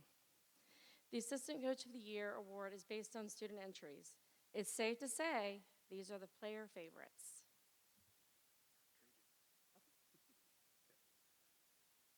nominees for Assistant Coach of the Year are Sam Showalter, softball.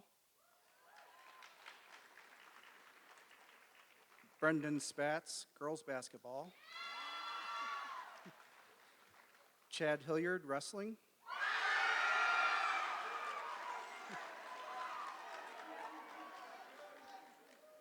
Trent Burns, football.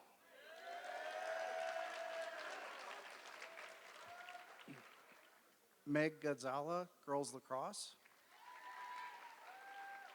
Sorry if I pronounced that wrong. Nate Imhoff, boys soccer.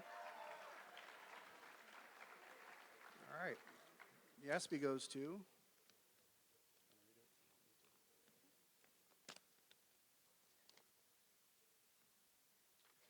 Brendan Spatz.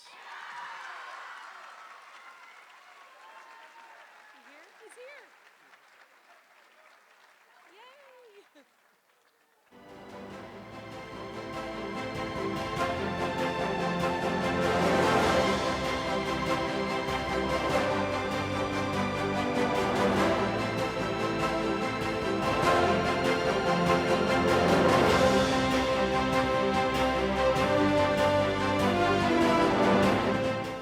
Okay, that's probably upset of the year, I guess, by the crowd response.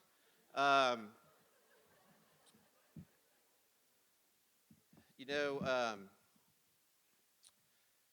had a speech written. I don't know why. I mean, after that cheering, holy cow.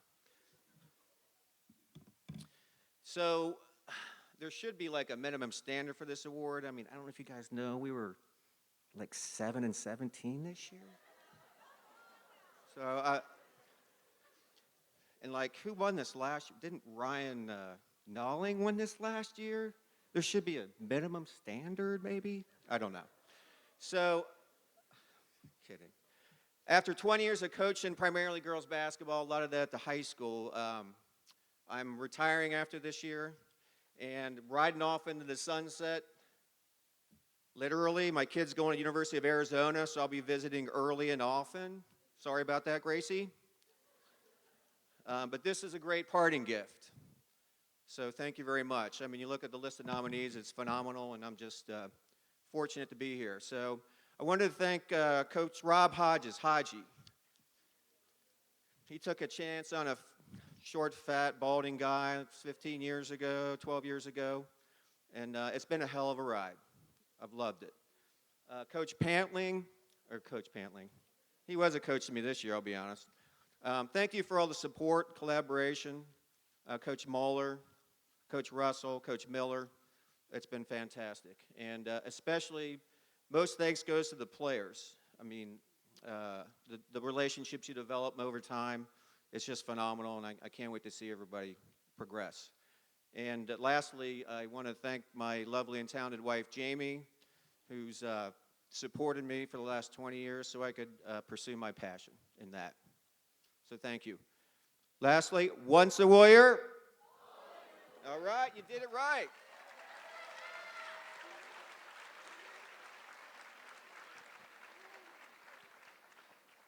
All right.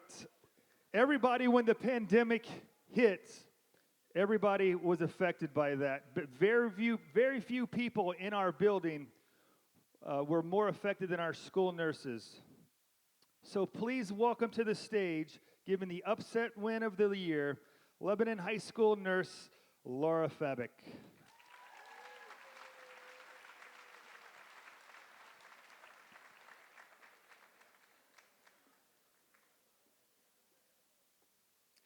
Well, hi, I'm Laura Fabic, as he already introduced me. I work with the fabulous Laura Coffey. So, the Upset Win Award is given to the team or student athlete in a game, match, meet, or event that no one thought would bring home a win. These teams have been nominated for the Upset of the Year Award. Boys Wrestling, Top Springboro. Woo!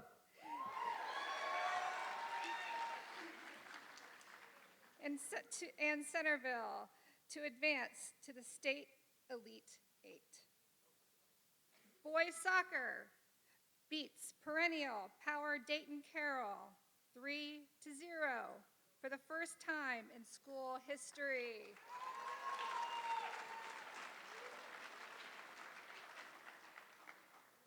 Girls swimming won the Mason Invitational for the first time in school history. Yeah! The young girls basketball team knocked off Coleraine in round 1 of the playoffs.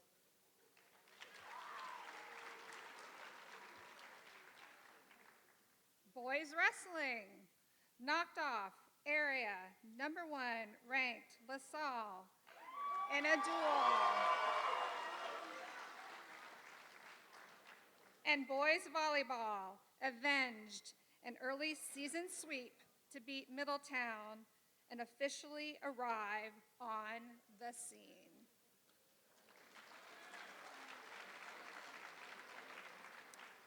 These are all memorable events that we are glad we are able to recognize tonight.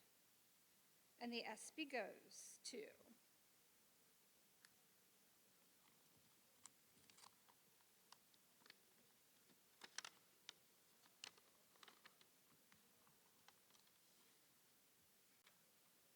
boys soccer versus Carroll. Come on up.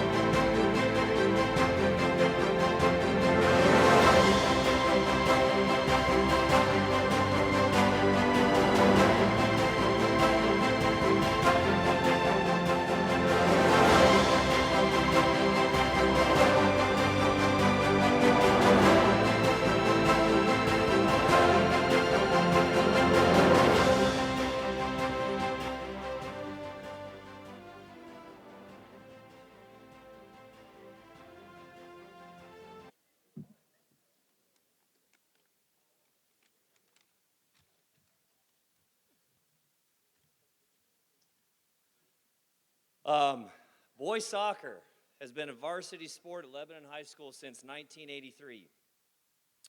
In the 38 years leading up to last fall, according to my research, Lebanon has played the Carroll Patriots 16 times with a record of 0 wins, 14 losses, and 2 ties. And those 2 ties happened a long time ago. We used to play Carroll every year because we were both in the same conference, the old Mid-Miami League. That conference fell apart. We left for the GWalk, and Carroll went to the GCL. And we quit playing each other. But we began playing again in 2014. In those 7 games, from 2014 through 2020, Carroll outscored us by a combined total of Lebanon 1, Carroll 23. So let's just say we weren't exactly the favorites leading up to our game this past fall. However, behind 2 goals from Pano Mavridis, another from Brett Dixon, an assist from Gage Ingalls, and a combined shutout in goal from Kirk Rogers and Barrett Moore, we beat those Catholics 3-0.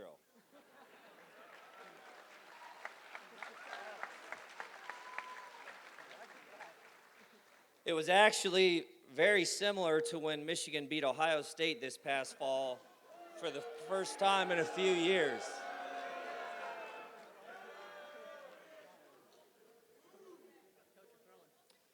In all seriousness, for this to happen, you got to have a bunch of guys that believe in themselves. To walk into a game where you're not the favorite, you're expected to lose, it's never been done before, that's an awesome accomplishment for a good group of guys. They started something. We play Carroll again this fall. I can't wait to see if we can do it again. Thank you.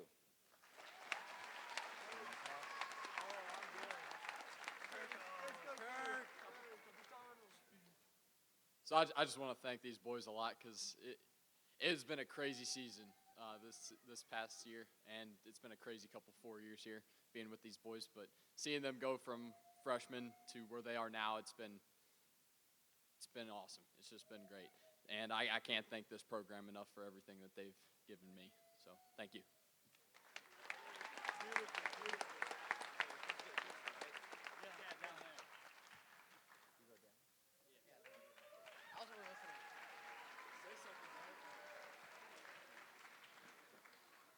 If you've been around Lebanon athletics very long, you know these next two guys. So please welcome to the stage, giving the Male and Female Warrior Pride Award, Tom Russell and Lee Day.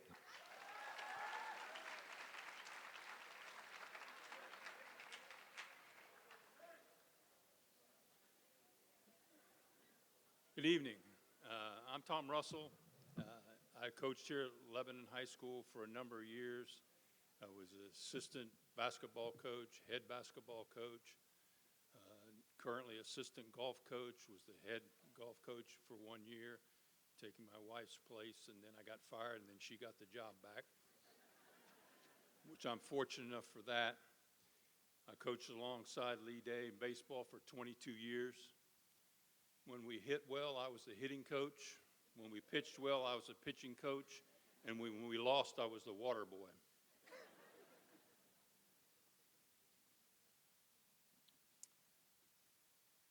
Hi, I'm Lee Day. I retired from Lebanon High School 2014 after 35 years of coaching, math teacher, and guidance counselor. I know a lot of you out there I had, and I'm talking about the parents, that I had as athletes and counselees. Enjoyed my time here at Lebanon High School. As everybody has said, once a warrior, always a warrior, and I still enjoy coming to all the athletic events here and support the Warriors any way I can. I coached for 36 years, 31 in baseball, and enjoyed every minute of it. Thanks for having me this evening.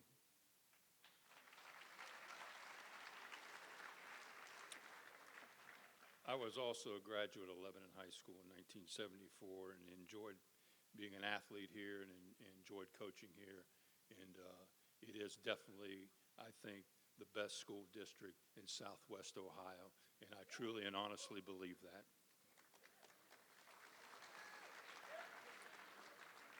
We're here to present the Female and Male Warrior Pride Awards.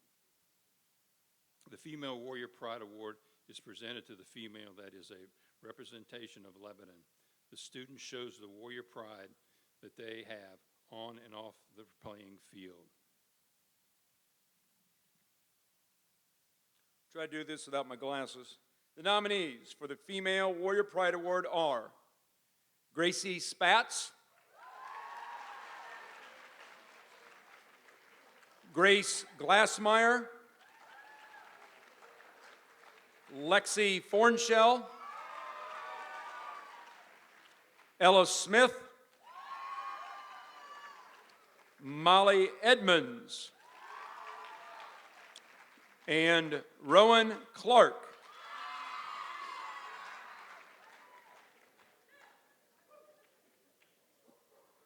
You won't find better young ladies in this town, and congrats to all of you. And your Female Warrior Pride ESPY goes to, we cheated, we opened this up a little bit but didn't look, Gracie Spatz.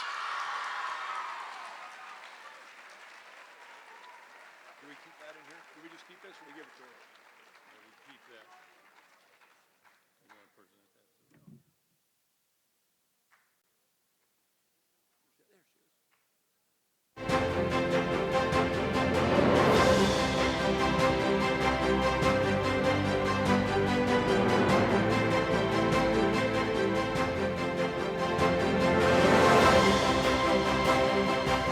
Lights are really bright, wow.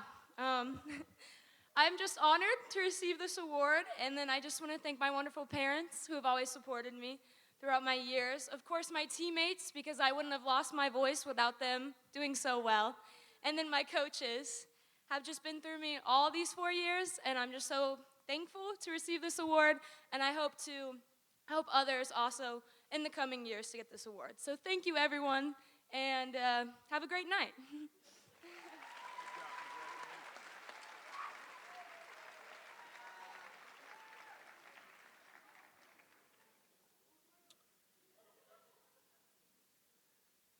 The Male Warrior Pride Award is presented to the male student who is an ideal representative of Lebanon.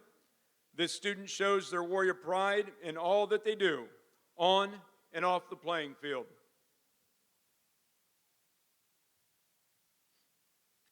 Your Male Warrior Pride Award nominees are Luke Marsh,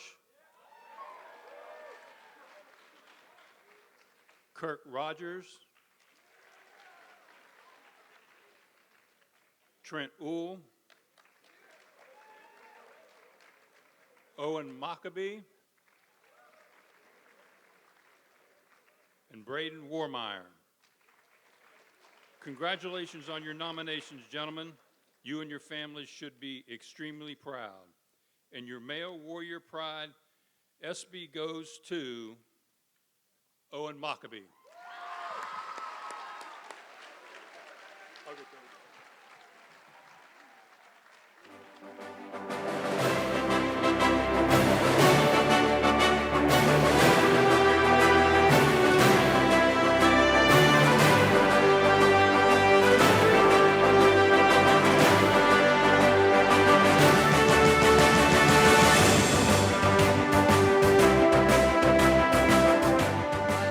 Just like I said before, it's easy to be, it's easy to have a lot of pride when the community supports our athletic programs like they do. And I'm just really thankful to have grown up here and gone to school here for the past 13 years, because it's really taught me wonderful lessons that'll carry me through the rest of my life. So thank you.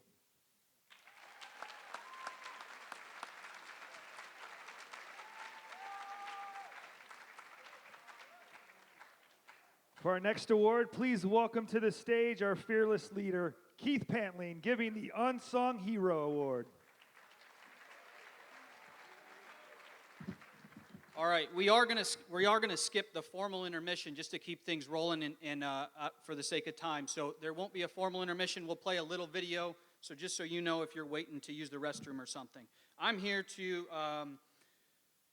announce our Unsung Hero Award winners. This is new this year, and in talking last year, we thought it was appropriate to recognize some student athletes that maybe fly under the radar and don't receive the recognition, but are a huge part of a team's success. And while we could have made this list 50 long, here are a few nominees we'd like to recognize this evening. First, for our girls' sports, Reagan Vunak, softball. Nothing flashy, typical catcher, named Defensive Player of the Year, who also hits the heck out of the ball, and she's back again for another year next year. Cassandra Ingram, bowling. A big reason the Warriors won the ECC was because of the consistent level of high performance by Cassandra. Sam Feldman, basketball. Sam was a senior leader and returning starter who had a lot on her shoulders down in the paint. She gave her all year long. Lily Bolin, volleyball. Lily replaced the ECC Player of the Year as setter as a sophomore, and it was no easy fate. You did a phenomenal job, Lily. Abby Taylor, cross country. It takes a squad to advance to state. Thanks for doing your part at such a high level. Congratulations to all of you on the recognition. And the ESPY for Unsung Hero goes to Abby Taylor.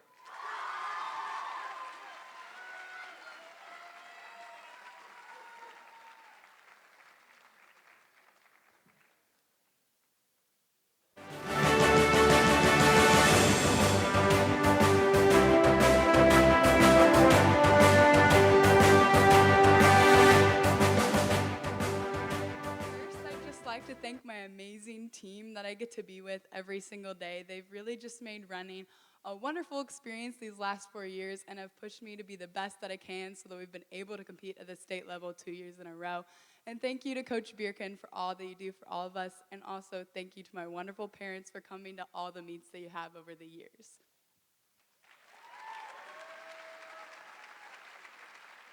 I got one more. Boys.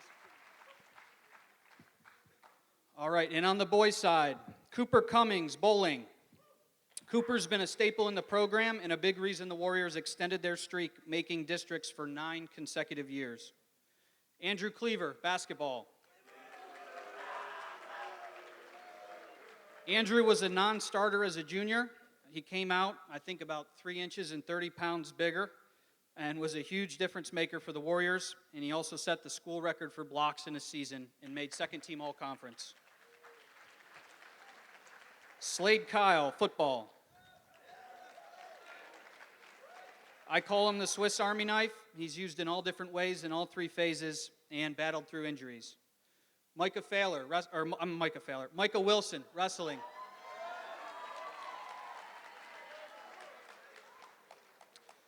He had some huge wins during wrestling stretch to the state dual Elite 8, and I'll definitely remember that one up in Centerville. It was absolutely awesome. I was sitting next to your dad. It was an awesome, awesome event. Mason Combs, track.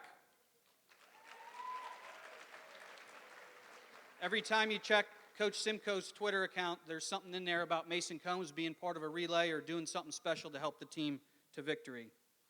Kirk Rogers, soccer. Goalies never seem to get the love they deserve. Kirk led the ECC in saves and had 6 shutouts for the Warriors, who earned 10 wins this season. Again, you all should be very proud. And the ESPY goes to Cooper Cummings.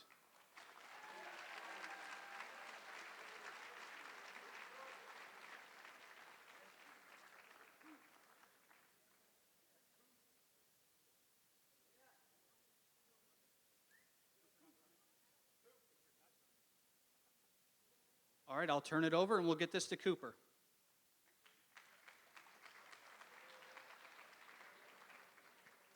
All right, our next award is for the Male and Female Rookie of the Year. So please welcome Pam and Allie Russell.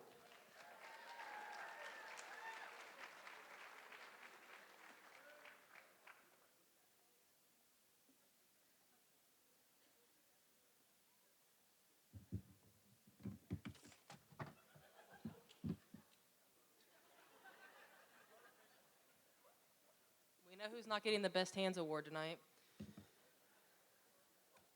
Hello, everybody. I'm Pam Russell, Lebanon grad, retired Lebanon teacher, current girls golf coach.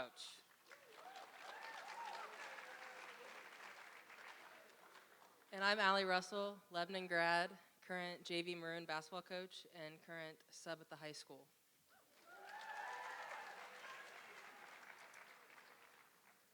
The Rookie of the Year award is given to the underclassman student athlete who exceeded expectations during their first season on varsity. The nominees for Female Rookie of the Year are Hannah Glassmeyer, cross country and track, Ella Tubner, softball, Andy Addis, golf, wrestling, and track, Braylon Maddox, basketball, AC Warmeyer, cheerleading,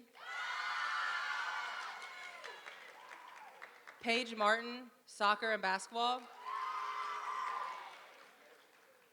and Alexa Cool, lacrosse.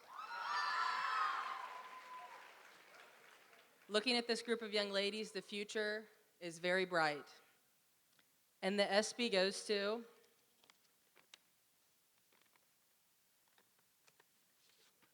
Ella Tubner, softball.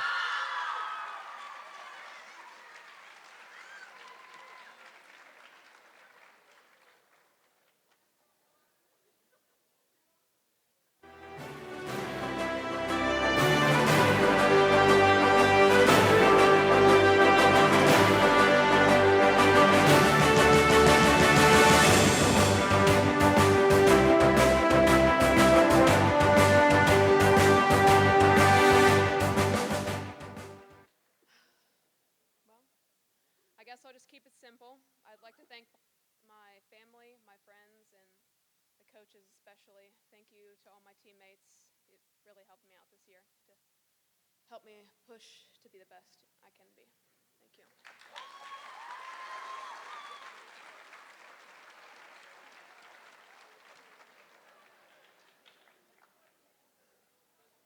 The nominees for Male Rookie of the Year are Nate Cochran, cross country, swimming, and track and field.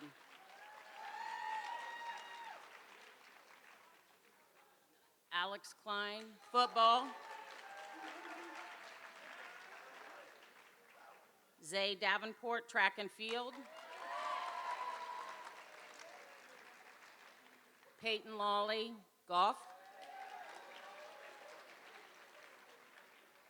Will Spittler, volleyball. Evan Black, football. Hudson Newman, lacrosse.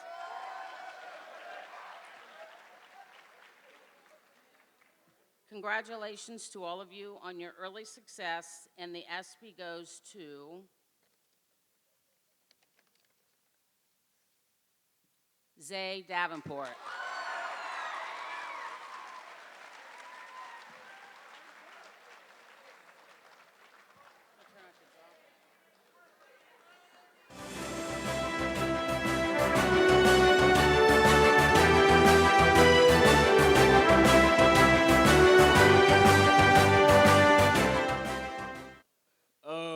First, first I would just like to thank my coaches for my coaches and my friends for just motivating me, and I like to thank my mom because she always just motivated me when I was at my lowest, and I will keep working. So, thank you.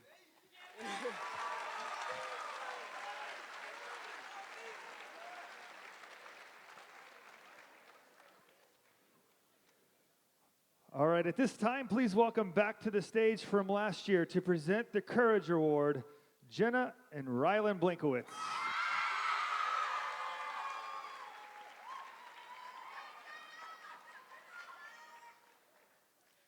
My brother and I were honored to receive the Courage Award last year.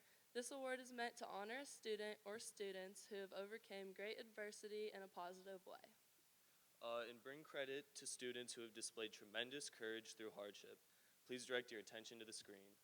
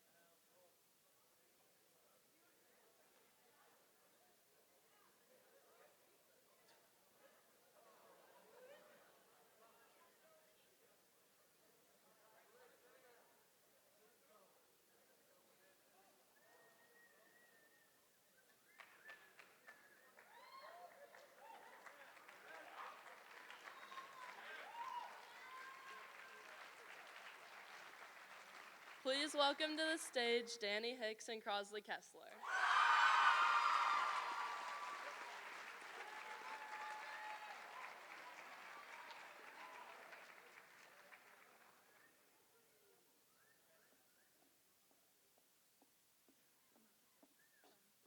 Okay, so it was my voice on that video, so I know what it said. Basically, these two young ladies, in their club season, right before our season, they both tore their ACL on the same day, on the same field, for two different club teams, the exact same time, and they're best of friends. And they fought their way back this entire season just to be able to kick off on senior night.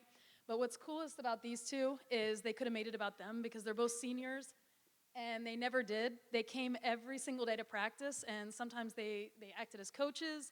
They always built up the team. They always did everything they could possibly do to make us better. And we were double the amount of team we could have been just because these two chose to take on those two roles. So sorry for the informal of this, but here you go, Danny and Crosley. Okay, so there were a lot of people that were just really impactful to me in Crosley. I would say Crosley pushed me through everything in PT and helped get me where I am today. I would also like to thank my parents and Crosley's parents because they were there for us every step of the way. And for all the supporters out there, And I know Nick Hensley has been amazing to me and just like helped me grow so much through my progress because I did have some setbacks and he was always there to help me. So thank you to all my coaches and peers that helped me throughout my injury. Yeah, I just want to say on behalf of me and Danny, I know it was really easy to kind of step up and come back just due to our team and our teammates just being there for us. They made it super easy and super fun, and the coaching staff just made it a great environment to just come back to. And thank you to all the parents and our families and everyone who helped along the way. So thanks, guys.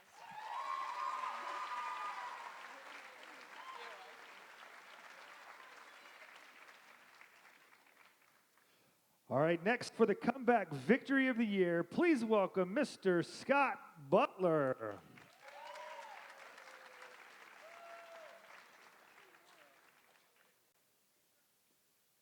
Good evening. I have the honor of recognizing the Comeback Victory of the Year. The Comeback Victory Award is presented to the team who we all thought was down and out. However, they persevered and came home with a victory for the Warriors.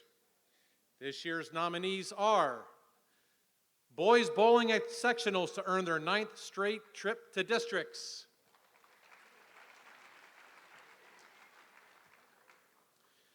Wrestling avenges an earlier loss to the S word and heads to the State Elite 8.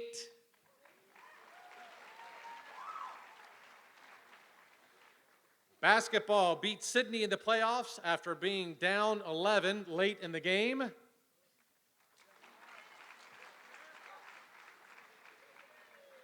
Varsity football takes Walnut Hills to overtime and brings home the win.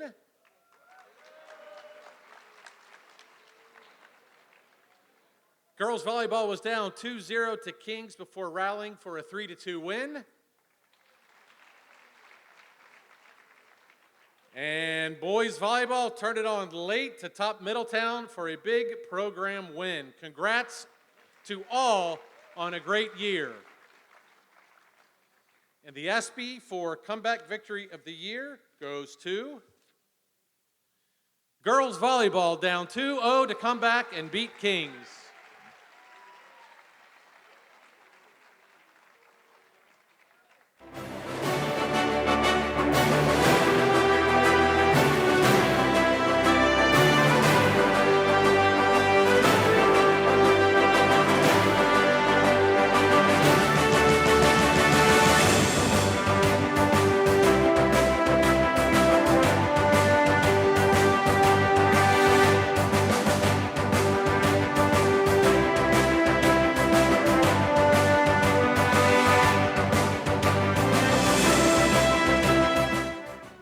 Wow, I didn't expect that, and I am pretty emotional because I didn't intend to be the person up here tonight. Actually, in the fall, I didn't intend to be the person here. So I think our success came from these players here, obviously, right? We went through a tough time in the fall, had a bit of a coaching change, and these girls really pulled it together, and we did it as a team. I really also have to thank Lauren Miller because every match we played halfway through our season and on, all the other opponents had 4 coaches, and it was Lauren and I. There were 2 coaches to coach 3 teams. So I'm very thankful for the opportunity for Lauren and I to take over this program. But speaking of the win itself, it was an excellent comeback and an excellent win, and I know that has provided a strong memory for me and hopefully for all these girls. So congratulations to our team. Thank you.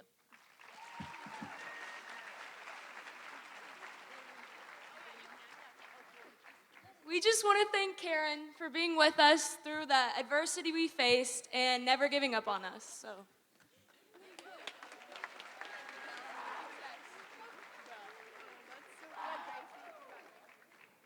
All right, next to introduce the head coach of the year, please welcome Isaac Severs and Karen Irvin.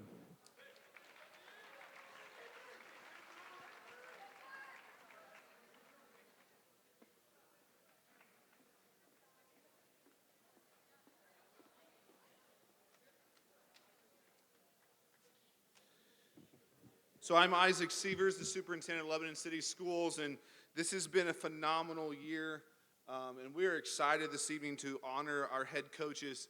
As a former head coach, I understand the level of commitment that is necessary to compete at a high level and to prepare students, and that's something that happens year-round, and I've seen that in our coaches this year, and I'm proud and honored every time I get to stand on a sideline or in a dugout or someplace along the side of our players and our coaches and support you. And so so much to be thankful for, so much to be excited about in our future, and we're just excited to be here this evening to present this award. Good evening. I'm Karen Irvin. I'm the new treasurer here at the school. I just want to say Lebanon is full of a bunch of amazing people, children, teenagers, adults. It's been an amazing journey, and I'm so excited that my daughter will get to come here. The Head Coach of the Year award is given to the individuals in a boys and a girls sport who demonstrated leadership and were role models for the student athletes that they were coaching. First up, the nominees for the Girls Sport Head Coach of the Year award: Bethany Lamb for cheerleading, Karen Miranda, girls volleyball, Mark Bierkin, girls cross country, Nick Hensley, girls wrestling,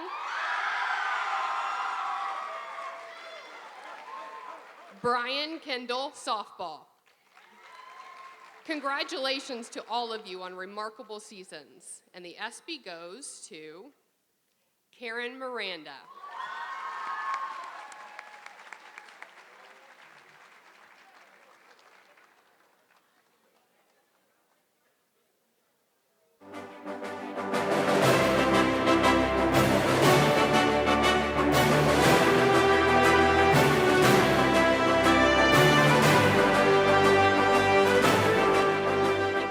Very weepy. Well, I'm very thankful to be the head volleyball coach. I never intended to be the head coach. I think I make an excellent assistant. And, you know, just being forced into that position, I really decided to just take whatever strengths that I've learned under my head coach, under all my coaches, and to try to share that with my girls. The biggest thing that I wanted to share with them is just my passion and love for the sport. So I also really was very supported by Keith Pantling and Shelley Cornell. I just really felt like I can just move on seamlessly, and the girls especially just made it easier for me. So I very much appreciate this honor. Thank you.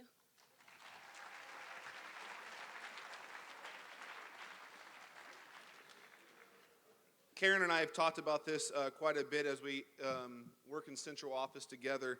We have young kids that are in this district, and we are excited and just proud of the product that we continue to put on the field and on the courts and in the pools. And we're looking forward to our kids playing for sports teams here and excellent head coaches because they do more than just teach kids about games. You invest in their lives, you build character, and we're just thankful for the work that you do as head coaches. So again, thank you to all of you that are leading our programs. The nominees for Boys Sports Coach of the Year awards are Nick Hensley, boys wrestling.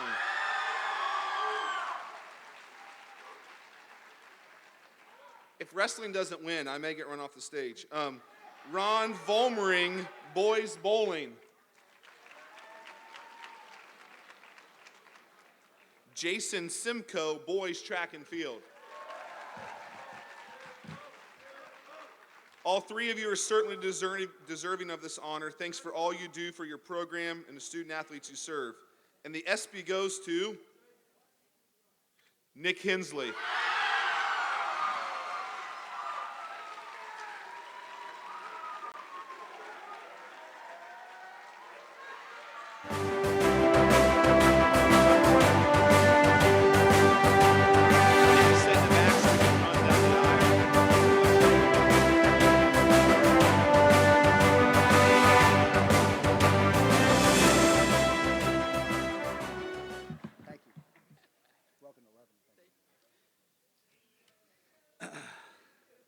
I don't do speeches. I'm not a politician. Set the tone. Said that in the weight room a lot of times. So I did write some notes, so I think it's very important. And I'm going to go in order. So it's kind of, usually I'm off the cuff in the weight room and the wrestling room, but I'm very in order tonight. I want to make sure that I recognize things in order that are importance of what happened this year and the years I've been in Lebanon, the last 8 years. First and foremost, I want to thank God for giving me the opportunity to serve Lebanon and young people in this community.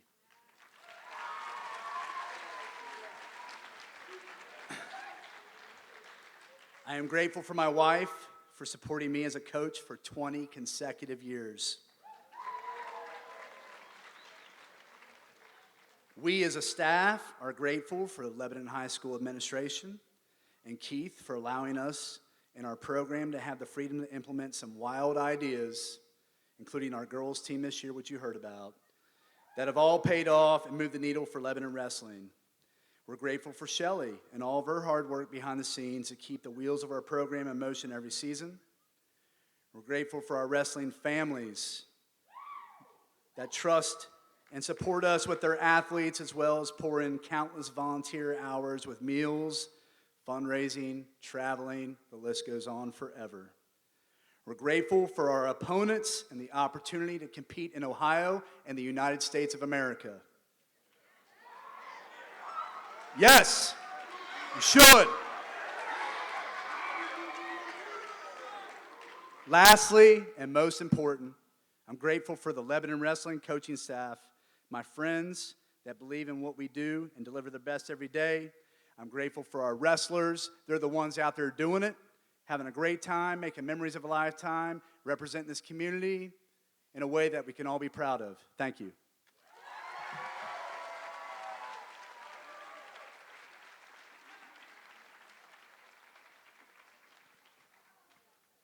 Our next award is for the freshman or JV team of the year, so please welcome Ms. Jen Coleman.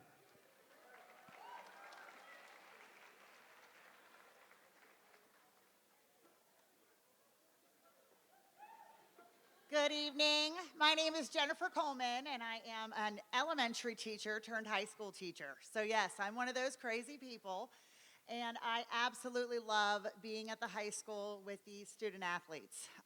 Some of them I've had all since they were in first and second grade, and it has been amazing to watch them grow up. As a former athlete and former coach myself, it is very exciting to be up here to be able to present the most outstanding freshman or JV team. So we have some tremendous talent coming up through the ranks.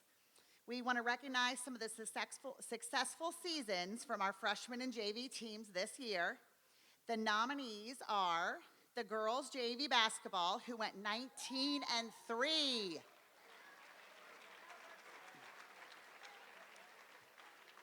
The girls JV soccer, who finished 12-2-5 this fall.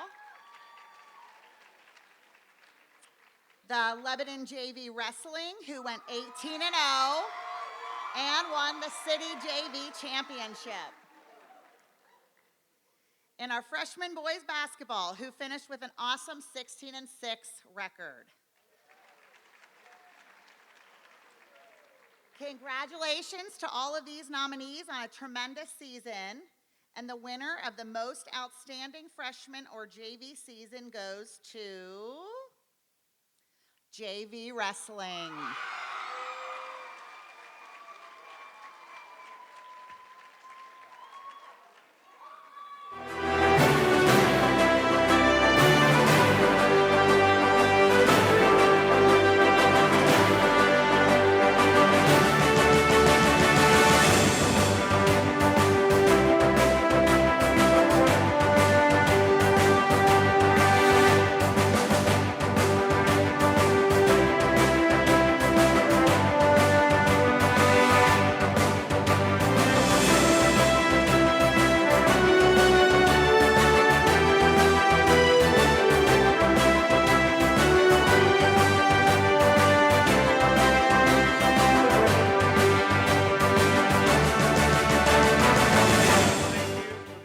Fine young men behind me right here. We call them the JV Dogs.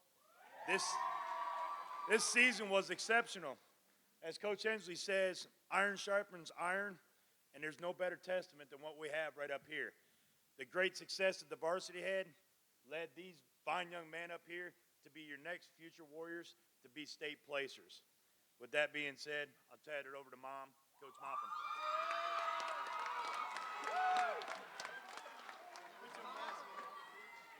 I just want to thank everyone in the wrestling program, everyone in the school that voted for us, and I'm proud of all these guys. They had a great season. Hey, I got it. Thank you, everyone. Everyone wanted to know what we would do if we didn't win. I guess we'll never know.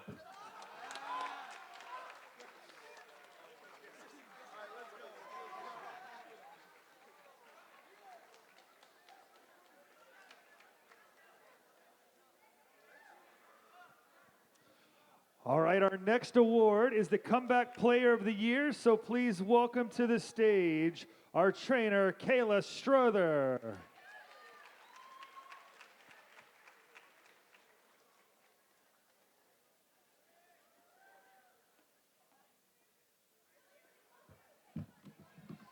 Wow, it is bright up here. I am a Lebanon grad, and class of 2014, I did play softball here all 4 years. I am here to present the female and male comeback athlete. The Comeback Player Award is given to the student athlete who overcame an injury, worked diligently to return and compete to a high level. The winner for female athlete is Sam Strickland.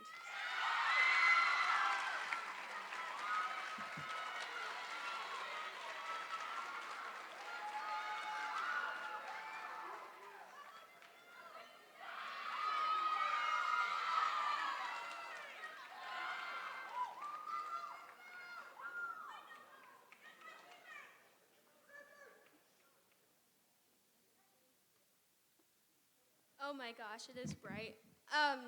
First and foremost, I want to thank my surgeon for giving me an ACL when I didn't have one, my teammates, my coaches, and last but not least, my family. Thank you.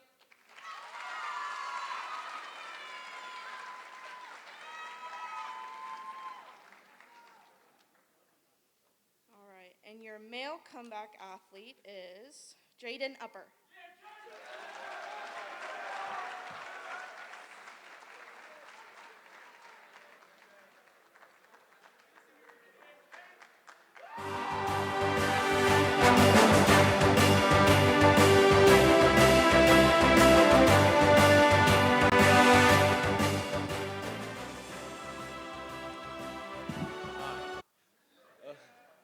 I'm very thankful to win this award, and I'm thankful for my surgeon too, because if I wouldn't be able to play if I didn't have my UCL, which feels good now that I'm back.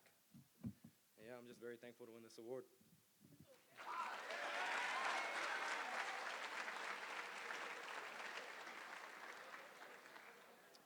All right, our trainers do a remarkable job, so give a big round of applause to Kayla, Chris Conger, who couldn't be here tonight. All right, at this time, we're going to have a video that's going to play for us.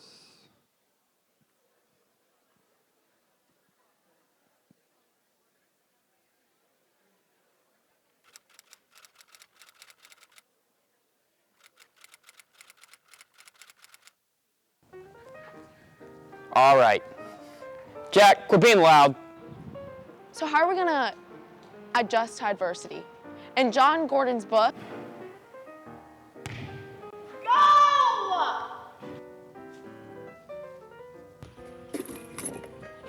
Girls! he mentions to be accountable for yourself.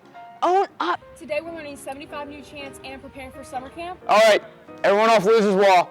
Quit being soft. Don't miss me too much. Don't miss me too much. Sharpen that up over there. It's raining. Just get that. The other team's playing in the rain too.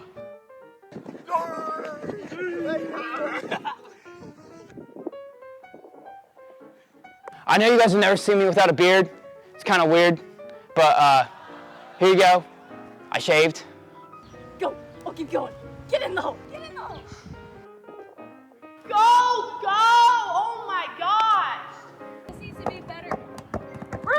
You feel it here? Do you feel it here? You should feel it right here. You should feel it right here. Mom, can I have consistency money? Slate, watch. Please listen out. Piper, stop being offside! See, ain't nothing to this game.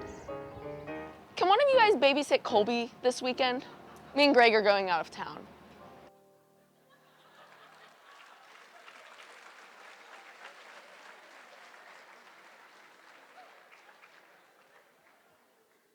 That's not how. That's really hot. That's not how any of you act, is it? Is that how it is? All right, it's time to recognize the most memorable event of the year. The one you'll remember as a senior class decades down the road. There are so many to choose from. Girls wrestling takes off. Boys volleyball is resurrected. The wrestling sending 3 more to the state and going to the state elite. Records were broken in the pool, on the course, and on the track. Girls cross country went back-to-back state.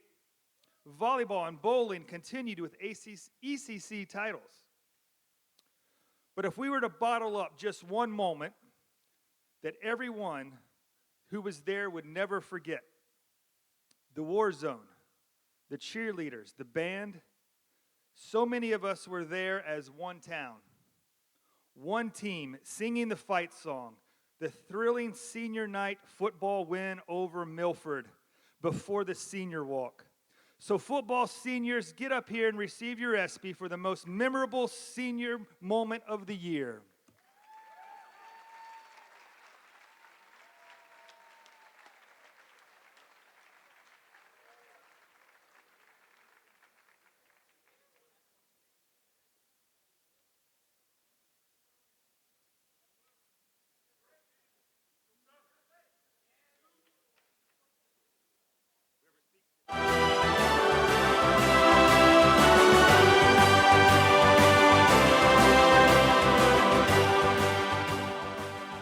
I would just like to give thanks to everyone that attended all the football games and was cheering us on through the highs and the lows.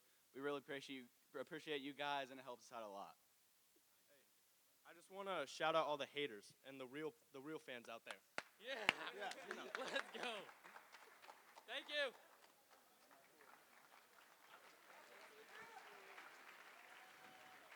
All right, at this time, please welcome back to the stage Mr. Keith Pantling. He's got a few special awards he's going to give out.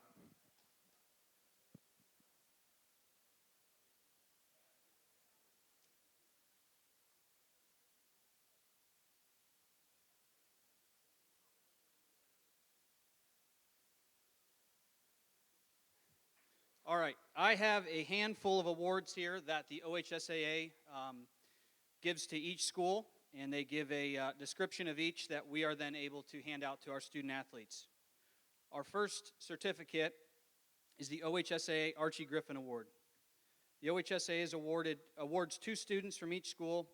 This award is part of an ongoing program to promote sportsmanship, ethics, and integrity.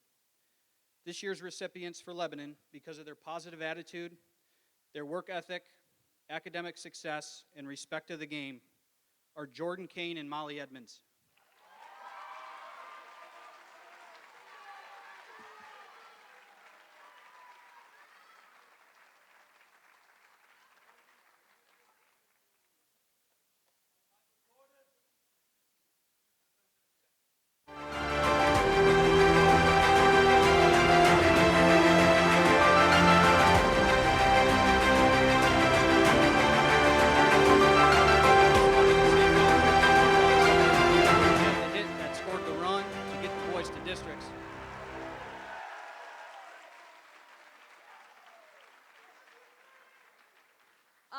Wow, this is amazing. I'm really honored to receive this award. I just wanted to thank my teammates, my coaches, and obviously my family. It's been amazing. Thank you.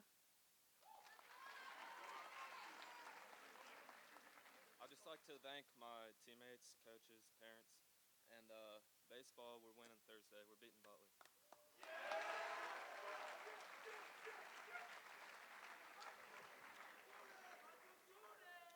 Two awesome kids. Our next award is the Exemplary Service Award for a dedicated adult.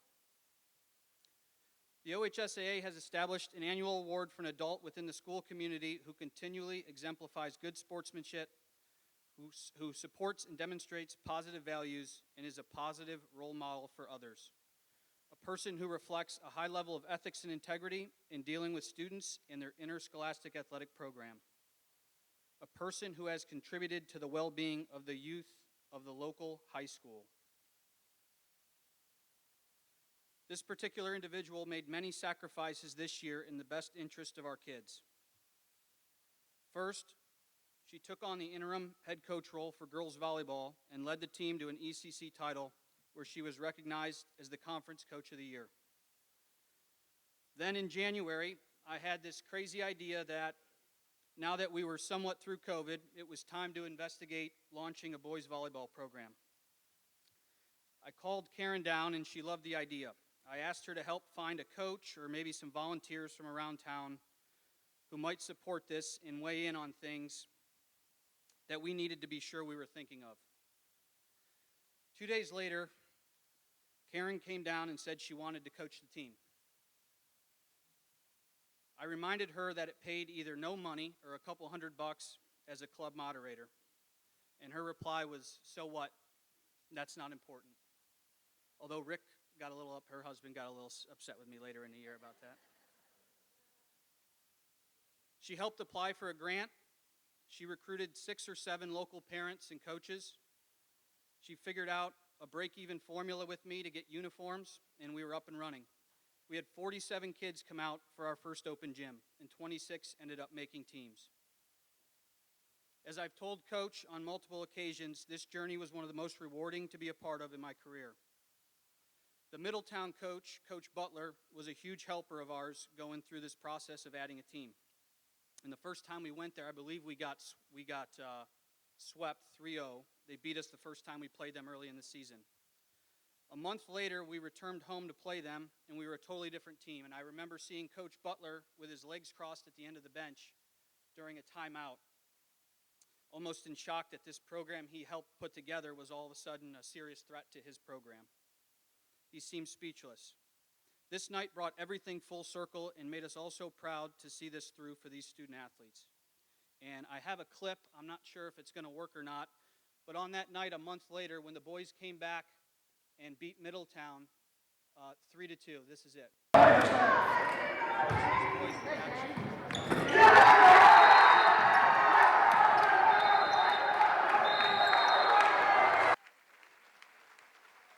So please welcome to the stage to receive the award for exemplary service, Coach Karen Miranda.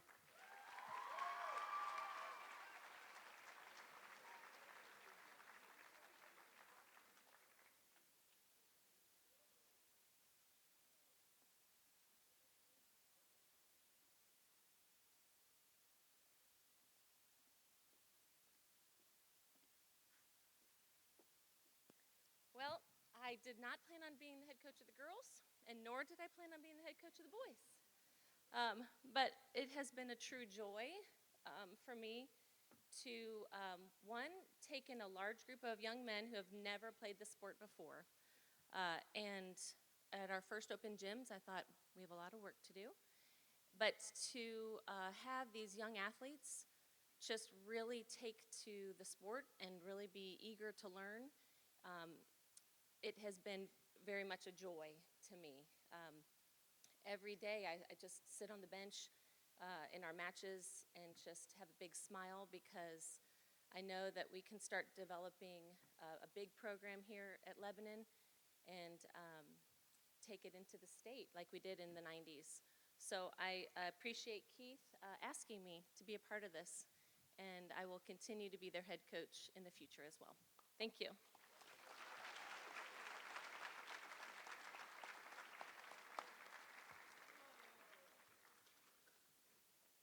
Our next award is the NFHS Award of Excellence. This is given to 2 stellar student athletes who competed at a high level, showed great character and leadership on and off the field, and were proud representatives of our school and the mission of interscholastic athletics. This year's recipients are 2 of Lebanon's finest representatives, both on and off the field. Lily Cropper, and Kirk Rogers.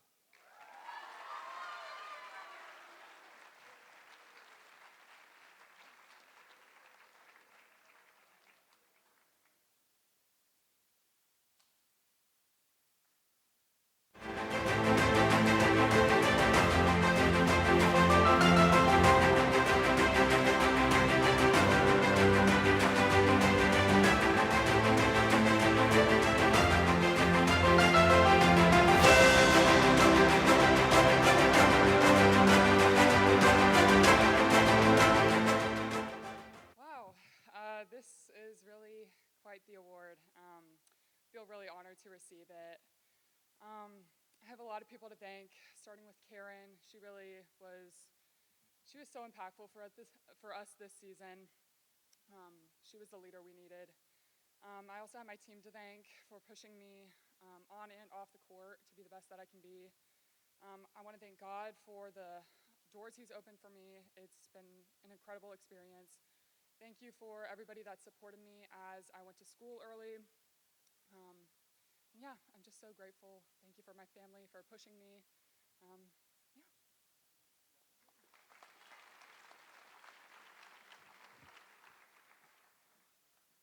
So I can't say it enough. Again, I got to thank the program for everything that has provided me over these past 4 years and more, going back to 7th grade when we had our open fields. I mean, when I think back to, back then compared to who I am now, I owe it all to this program. It's really changed me, so I want to thank them a lot. I want to thank my parents as well.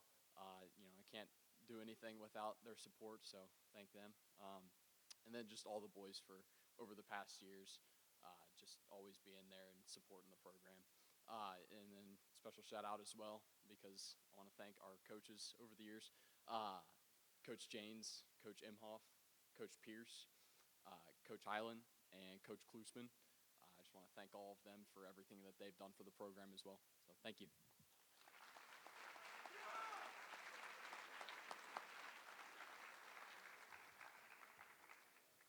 Next is our OHSAA Scholar Athlete Award. This is a award exemplifies commitment to the OHSAA has dedicated to academic excellence while participating in athletics. It's awarded to the top male and top female academic achievers in the senior class who also acquired 4 or more varsity letters in their high school career. The best of the best when we talk about scholar athletes. This year's recipients for the class of 2022 are Lila Moeller and Pano Mavridis.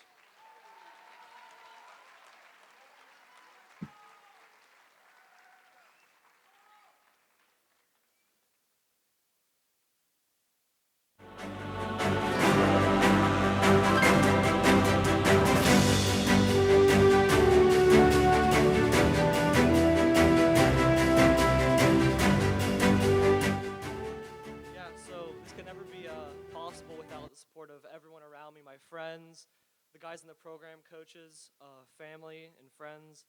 I would never be here without you guys, so thank you so much.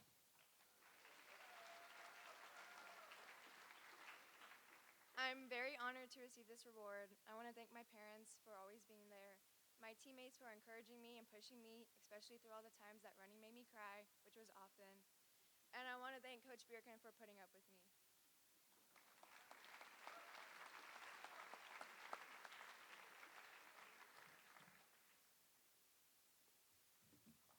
All right, I have one more award, and this one's a little special to me. So, the OHSAA always shares a saying that little eyes are upon you. And I wanted to use this platform as an opportunity to recognize and thank all of our student athletes that make it a point to be positive role models for our little warriors. All of you growing up playing sports looked up at older kids, and it's important to remember your role and the responsibility of student athletes, especially those on varsity who gain a lot of notoriety. This year I asked my oldest son and big-time Warriors fan Jackson to select the most positively impressionable warrior through his eyes. Now, many of you know or have seen Jackson around at games. This is a little bias here. First of all, he's a boy. And 2, his favorite sports happen to be football, basketball, and baseball. but Jackson has a baseball game tonight, so he couldn't be here. So I ask you to turn your attention to the big screen for his presentation.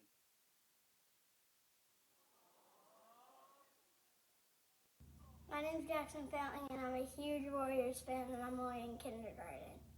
My dad lets me come to a lot of games, and I want to say thank you to all the players for being so nice to the kids at games and giving them half fives. The player that always gives me half fives is Kyle Cook. I like to pretend that I'm Cookie when I'm playing in the yard. I hope you like the certificate that I made.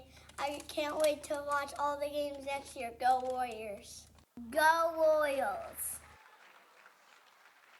Kyle, come on up, buddy.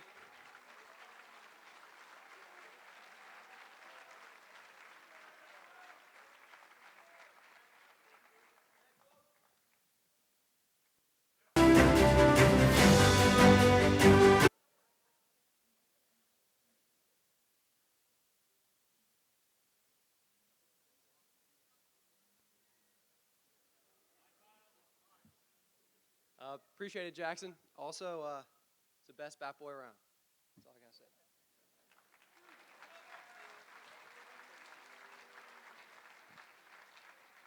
All right, for our next award, please welcome Miss Shelley Cornell to give out the Best Dressed Award.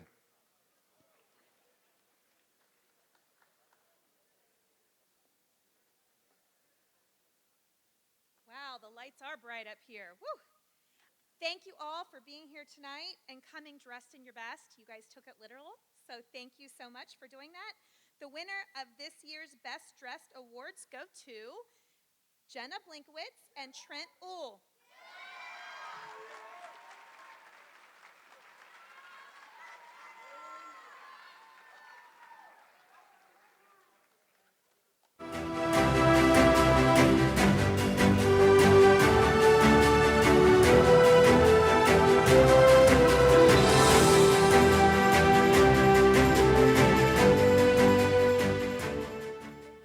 Thank you for this. Shout out to my friends for helping me pick it out. Yeah, I have one person to thank, and that's my mom. She basically dressed me tonight and supported me with all my nice clothes, so thank you.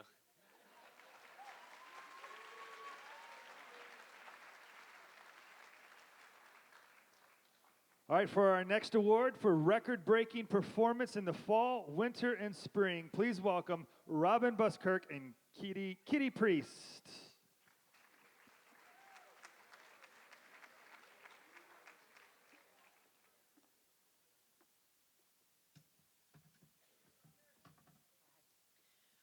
Hi, I'm Kitty Priest. And I'm Robin Buskirk. You may remember us from 4th grade at Donovan.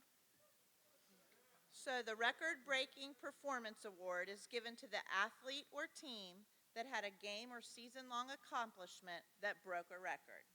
And the nominees for fall season are Maya White, finishes with 73 aces in volleyball, the third most in the season in OHSAA history. Braden Kay accumulates 314 yards and 2 touchdowns at Anderson. Girls cross country state qualifiers with their second consecutive trip to state, and that's just the second time in school history. And the ESPY goes to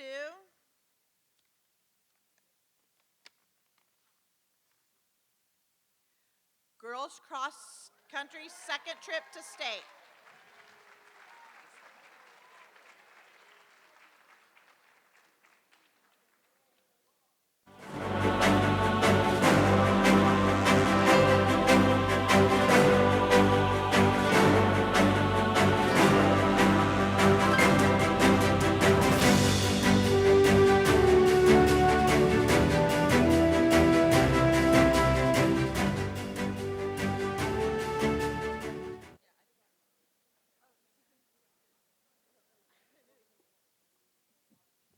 All right, well, this is pretty awesome. Second trip in school history, and I would say this one was a little more of a challenge. Last year's team, we graduated our top 2 runners, 2 individual all-state performers, and this was more of a team effort. At the regional championship, we had 5 girls. It takes 5 girls to score. And we had 5 girls in a 19-minute race finish within 10 seconds of each other. So it was a pack. It was a team effort. And it all goes to them. These ladies are on fire. They believe in the process. And at some point, the process loves you back. And it did. So congrats, ladies. I wanted to take a second to thank the cross-country family, all of our parents that do so much for us every year, supporting us with gear and just different dinners. So thank you for all that you do for us.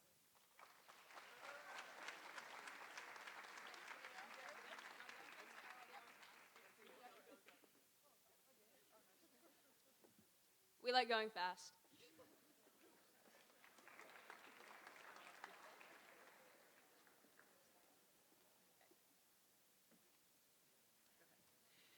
The nominees for winter season are Luke Marsh, finishes 6th in his 4th trip to state. Katie Fisher set 3 new school records in swimming this year. Boys basketball team set the record for LHS three-pointers in a season. Competition cheer took 5th and 7th place nationally at UCA. Evan Lacey set the new school record in the 500 free. And Elizabeth Ketchum set the school record in the 50 free. And the ESPY goes to Luke Marsh and his 155 wins.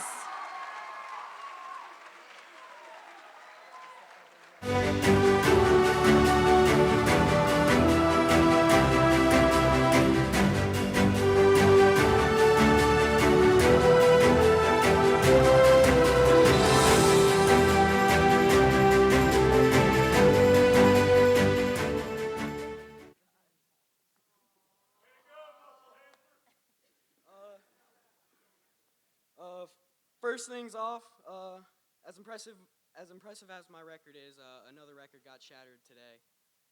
Colton Hartman shattered the one season strikeout record with 107 today.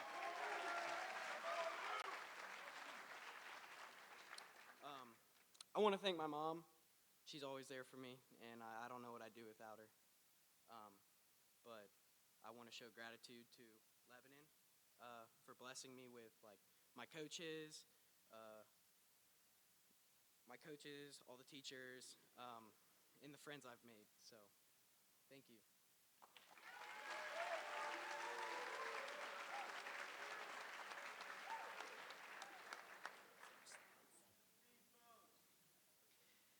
The nominees for spring season are J.D. Flagg. J.D. set the school record in the 3,200-meter run. Austin Miller won 4 events at the ECC meet and set an LHS record in the long jump this spring of 22 feet 4 inches. Parker Dilhoff. Parker hit 3 home runs in a game versus Turpin. Jackson Newman's brother held the record for points in a game at lacrosse at 11 until Jackson beat it versus Miamisburg with 12 points on 8 goals and 4 assists. The boys distance medley relay team of J.D. Flagg, Jackson Taylor, Nick Armentrout, and Calvin Kilgallen set a new school record. And the ESPY goes to Parker Dilhoff.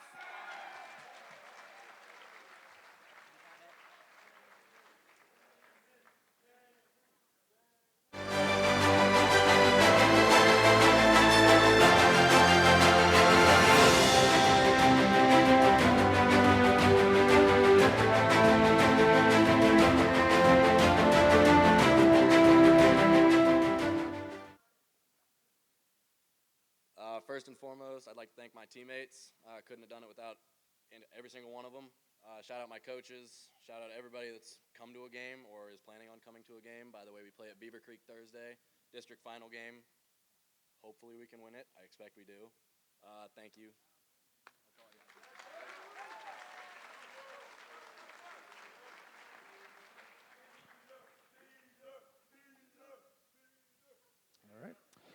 All right, for the play of the year for the fall, winter, and spring, please welcome Marty Collier, Nathan Shivington, and Nick Hensley.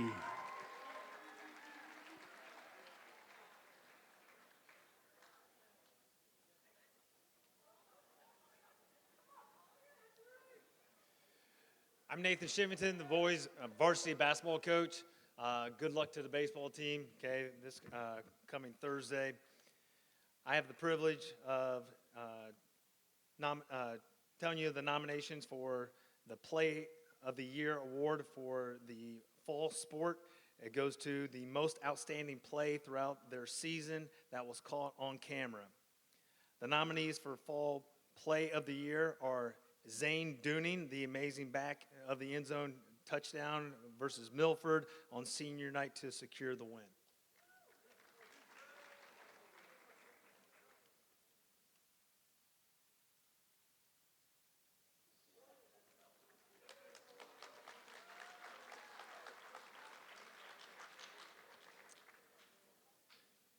Kennedy Cantrell with this header into the goal.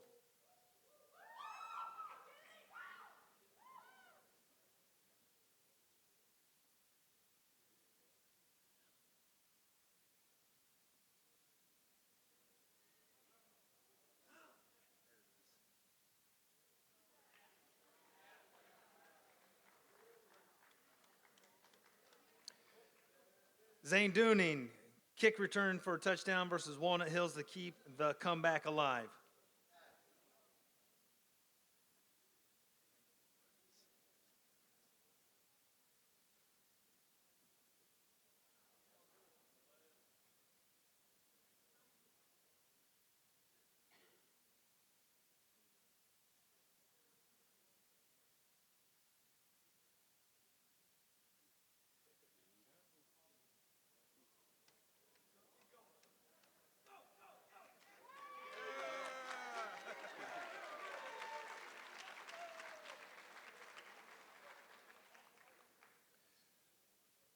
Tamir Whitaker, 40-yard free kick to score a goal.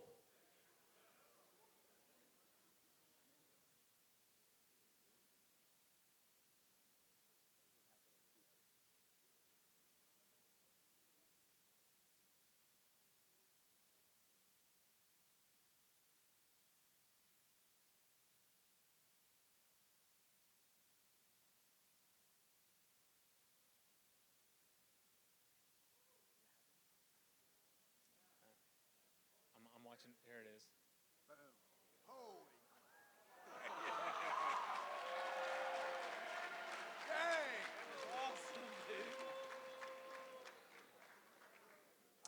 And the SB goes to Zane Dooning, the touchdown versus Milford to win the game.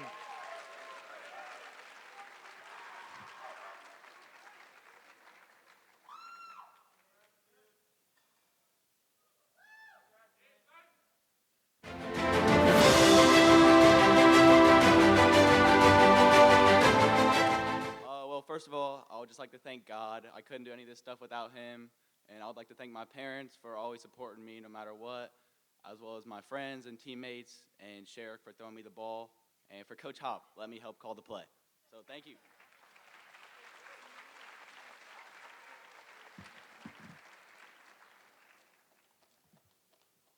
I'm Marty Collier, girls track coach. Congratulations to all the nominees and winners tonight. It's an awesome night. I have the nominees for the winner player of the year. Kyle Cook, the big three-pointer for the win at the buzzer in the playoffs.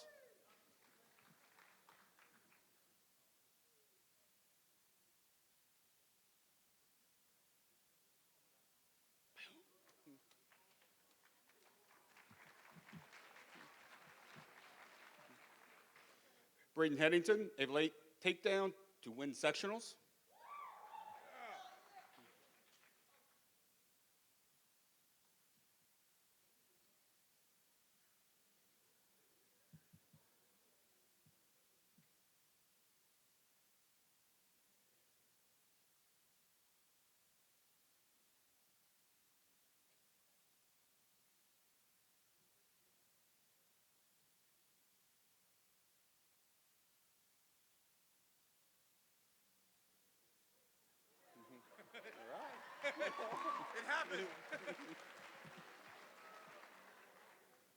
Sophia Roars, an emotional pin to place at state.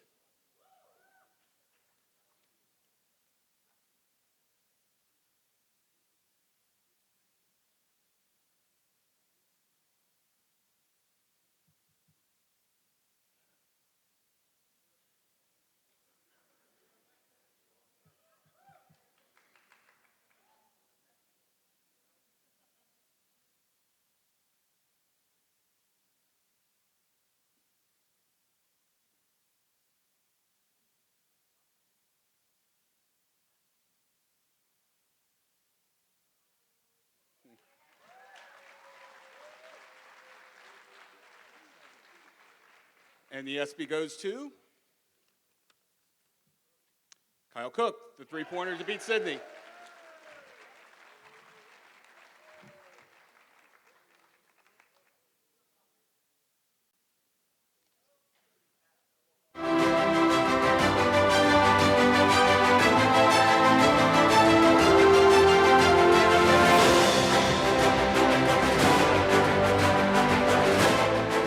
Jordan Kane should also get credit because he was the one that actually passed him the basketball, and Kyle was actually our option number 3, but Jordan knew that Kyle was going to make it, so you should give him a round of applause too.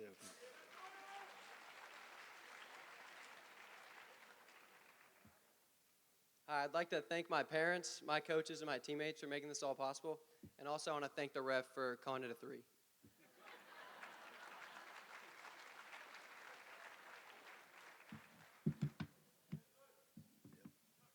Okay, Coach Hensley here, and nominees for Spring Play of the Year are boys volleyball and Ben Smith's game point to beat Middletown.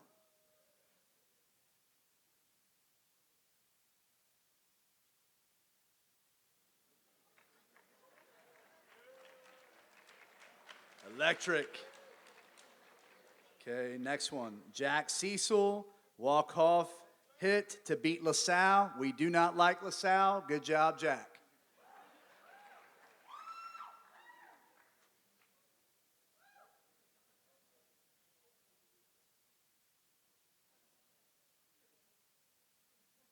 Boom.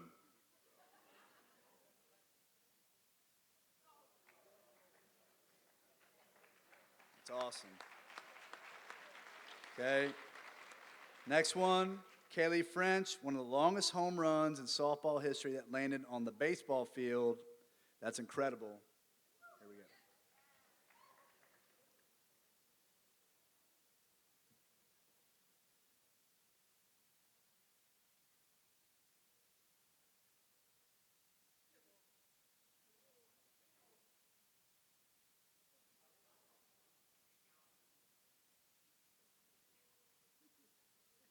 That's awesome. Okay.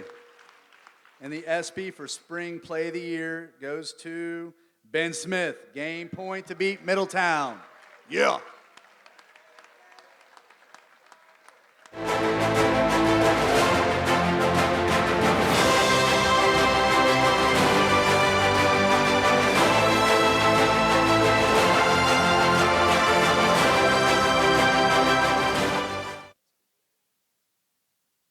I'd just like to thank everybody that helped put boys volleyball back together. And thank you to all my teammates for just making an awesome year. And also thank you to Will Spiller for the sets, and shout out Zane Dooning for Red Wall.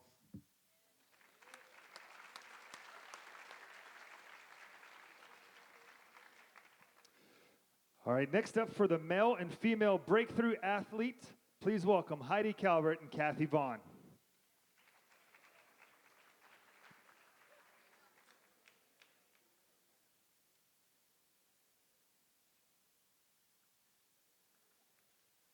It's just me tonight. Sorry, Ms. Vaughn couldn't make it. I am Heidi Calvert, the athletic director for the junior high for the last 10 years, and I've also coached JV girls basketball 2 different stints, varsity cross country, and 8th grade girls basketball and track. And I put my track shoes back on this past season and coached the relay sprinters, which was kind of interesting since I coached shot put and discus for many years. The Breakthrough Athlete Award is given to athletes who showed extreme dedication through the off-season. The person then came into their season with drastic improvements in their skills and overall performance. Your nominees for Female Breakthrough Athlete are the 5 state girls wrestlers, Arlene Planica from lacrosse, Molly Stewart from bowling, Lucy Martin for soccer, Sydney Dern for cheer, Riley Sorrell for soccer, and Juliana Gonzalez for softball. All of you are certainly deserving, and the ESPY goes to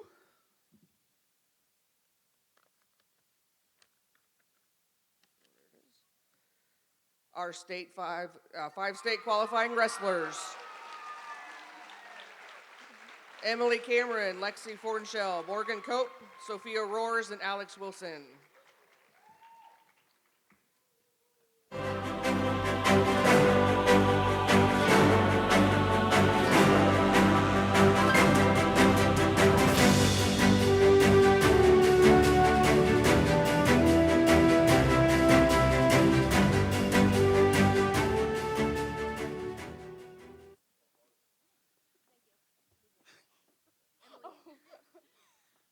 We want to thank our mom and dad, aka Mop and Hilliard. We want to thank our coaches and family and friends for supporting us all throughout the season. We'd also like to thank our guys team for dealing with us all season and showing us moves. I want to thank all of Lebanon for believing in us. Thank you, Keith Pantling, for allowing us to be able to start this program. Thank you, Nick Hensley, for being an amazing head coach and taking us in.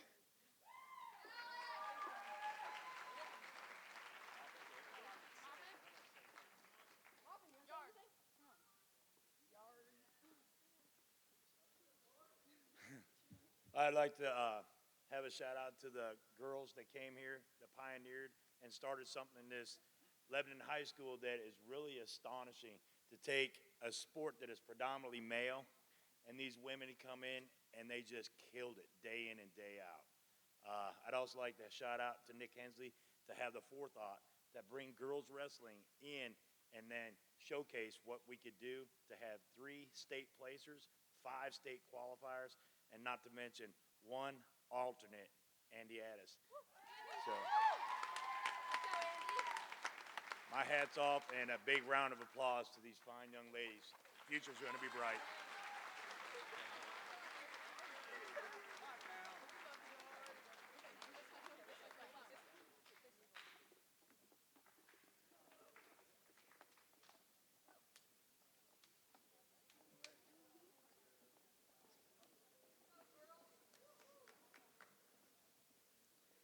Your nominees for male breakthrough athletes are Braden Kay, football,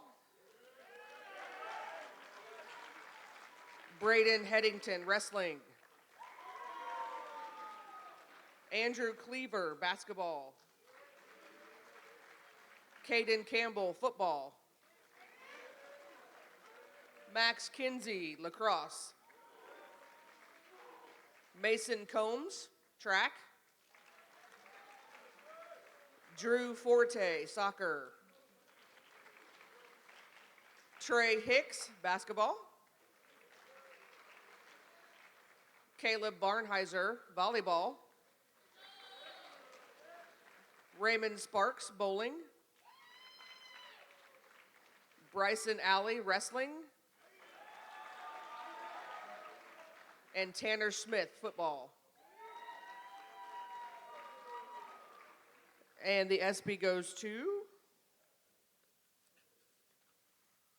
Braden Kay.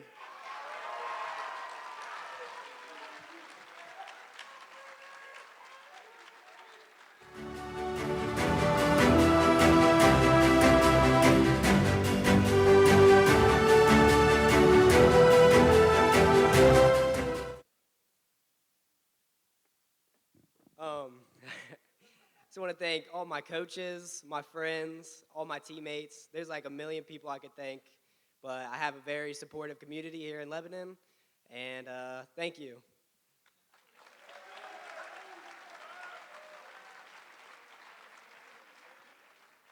All right, the next award is Buzzer Beater of the Year. So please direct your attention to the screen. We're going to have a very special award given out by Lebanon alum Sammy Stotts and Harrison Hoofkin.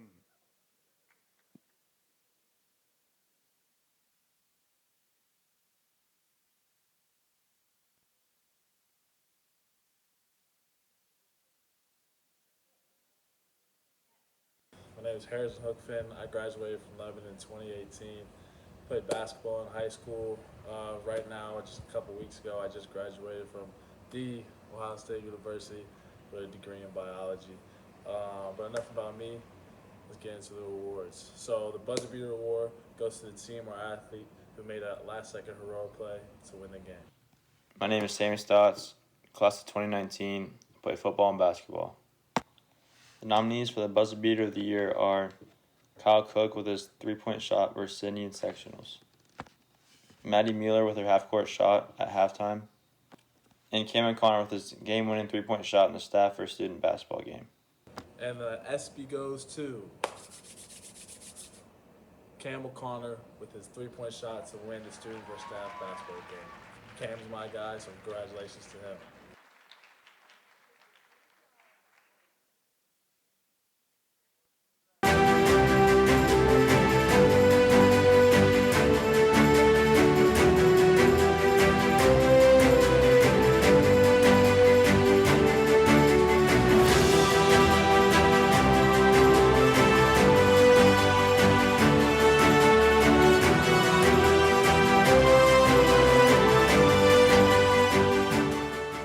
Hi.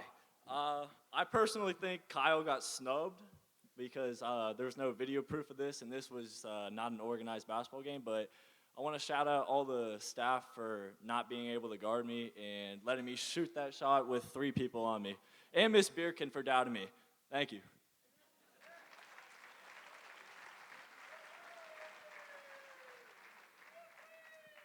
I just want to remind everybody how ugly and lucky that shot was. So, all right, for Best Female and Male Individual Performance, please welcome Miss Toni Crawford and Carol Ayler.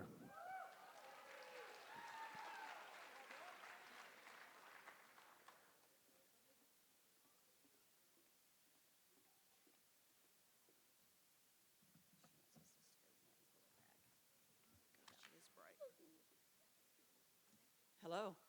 I'm Toni Crawford. I have been a coach, teacher, and parent in Lebanon for about 37 years and have coached volleyball, softball, and even 1 year of cheer. And I'm Carol Ayler. I'm a proud Lebanon alumni. I'm also a teacher here in the district, and I coached cheer for 12 years at Lebanon High School, and props to Connie Dooning for going 25 years. The Female Best Individual Performance Award is given to an athlete to recognize an outstanding performance in a game, match, meet, or event. The nominees for the Female Best Individual Performance are Elena Wilson, cross country, fastest Lebanon time as a state qualifier. Katie Fisher, who set 3 new school records in swimming. Alex Wilson had 2 huge goals in a come-from-behind effort against Little Miami in soccer. Maya White had 30 kills versus Kings in volleyball. Haley Niskovsky from lacrosse had 6 goals 2 different times, but added 8 against Fenwick. Riley Johnson broke the LHS 18-hole record in girls golf.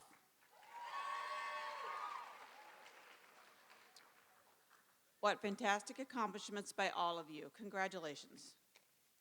And the winner is Katie Fisher.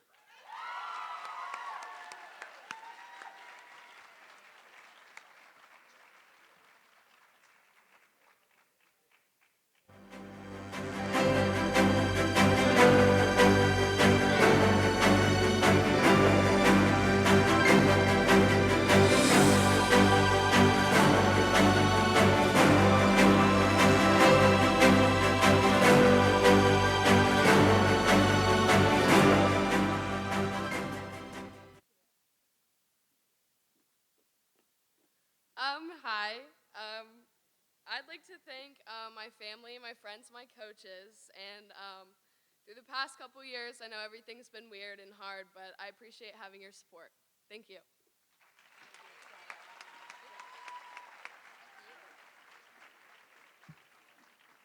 I also want to do a shout out to the Teacher Academy kids out there. And now our male Best Individual Performance nominees. Luke Marsh finishes 6th in his 4th straight trip to the state for wrestling. Austin Miller goes 22 feet 4 inches in the long jump. Braden Kay racks up 314 yards and 2 touchdowns at Anderson. Colton Hartman, on multiple pitching occasions, he had a one-hitter at Anderson, threw a gem in the 3-0 playoff win at Kings last week, and tonight he threw a no-hitter.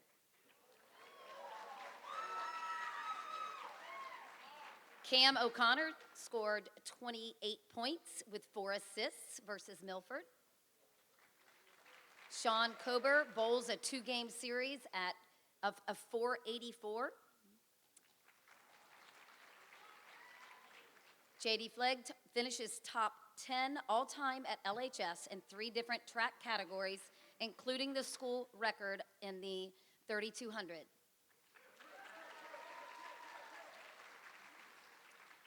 Calvin Kilgallen finishes 2nd, 3rd, and 7th all-time in 3 LHS running categories.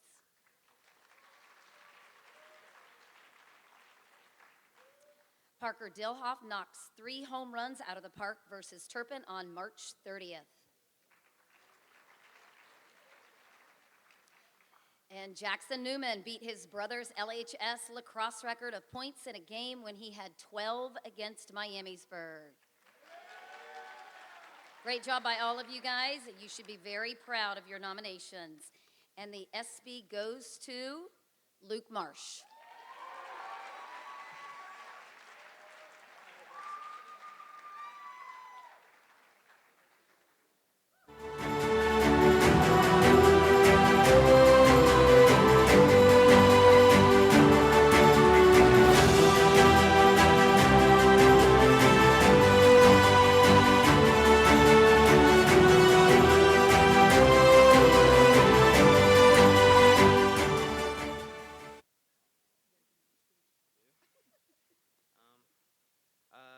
I just want to say thank you, but I want to put more direct on my coaches, and I want to say thank you to them, especially to Coach McIntyre.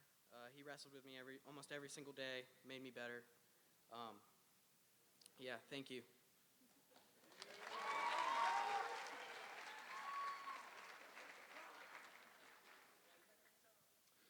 All right, down to just a few more awards here, so please welcome for the War Zone Supporter of the Year, Mr. Mike Lane.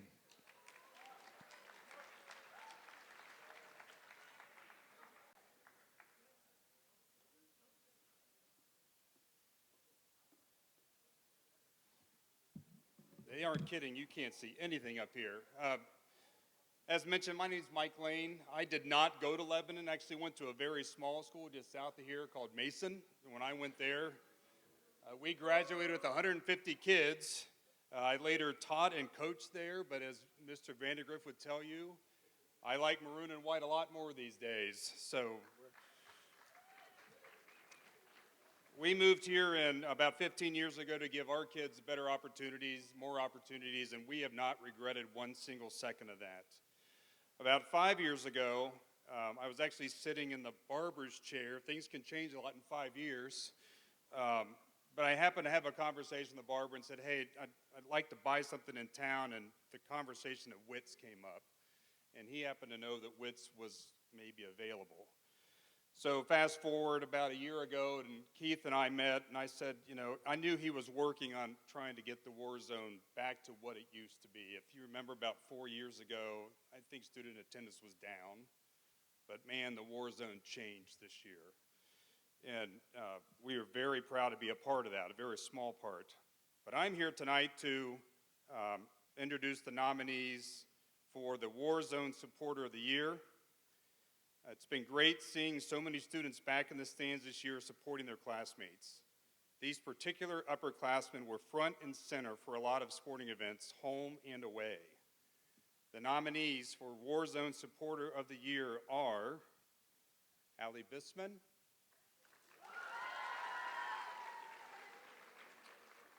Patrick Newman,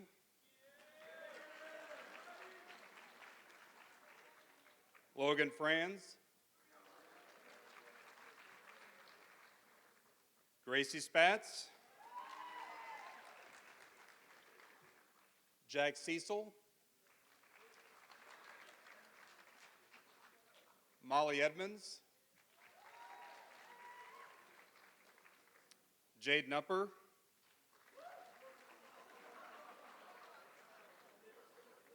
Ty Beck,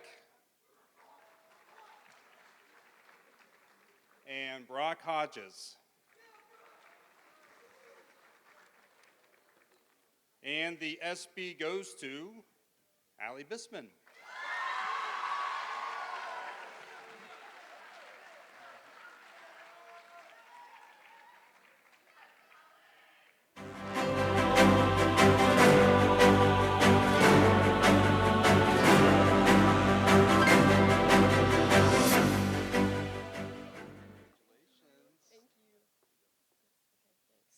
I just want to say thank you for everyone that supported me. Thank you to McKinley for going to every single game with me in inflatables. And thank you to my parents for buying all my inflatables for me.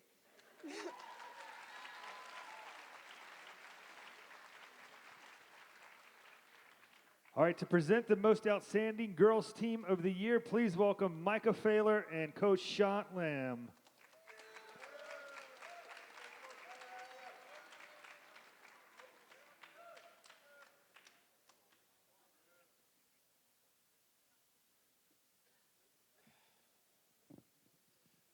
Well, good evening, Warrior family. It's been a great night, hasn't it, so far? Yeah, recognizing a lot of athletes here, and this is a great event. My name is Micah Failer, and I am honored and excited to be the head varsity football coach. I'm also looking forward to the privilege of teaching at Lebanon High School this next school year.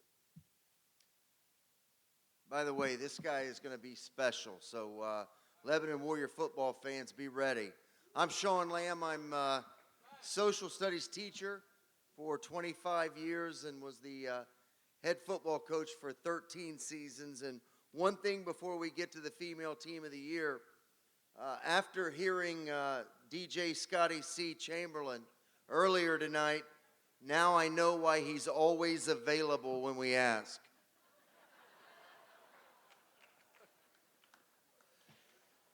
Well, Sean and I have the privilege of recognizing the most outstanding girls team. The most outstanding girls team of the year award goes to the teams that have had the most success representing Lebanon. The nominees are volleyball, cross country, wrestling,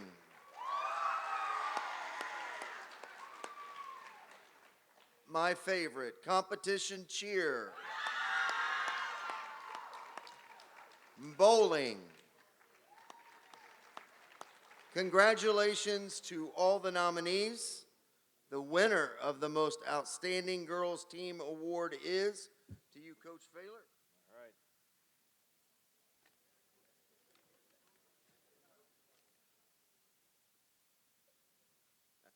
And the award goes to competition cheer.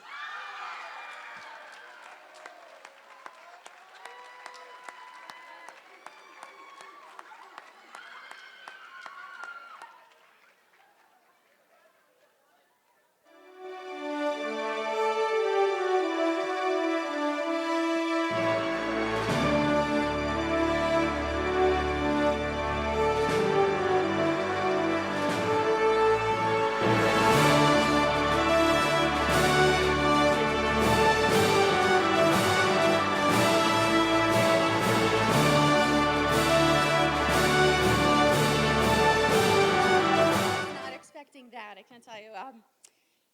What an honor it is, girls, to be standing up here among all of these nominees. congratulations to the nominees in our category. We have nothing but respect for all that you do. So I'm glad we get this opportunity to say thank you because Lebanon has embraced us this past year, the past several years. And Mr. Pantling, we can't thank you enough for your support, for you just believing in what we do. And that makes a big difference for all of us. Our boosters have invested in us. They've bought us mats and new uniforms. And the teachers, when we went to nationals, our girls were missing class, so thank you for supporting them, helping them stay caught up. They were working while we were at nationals.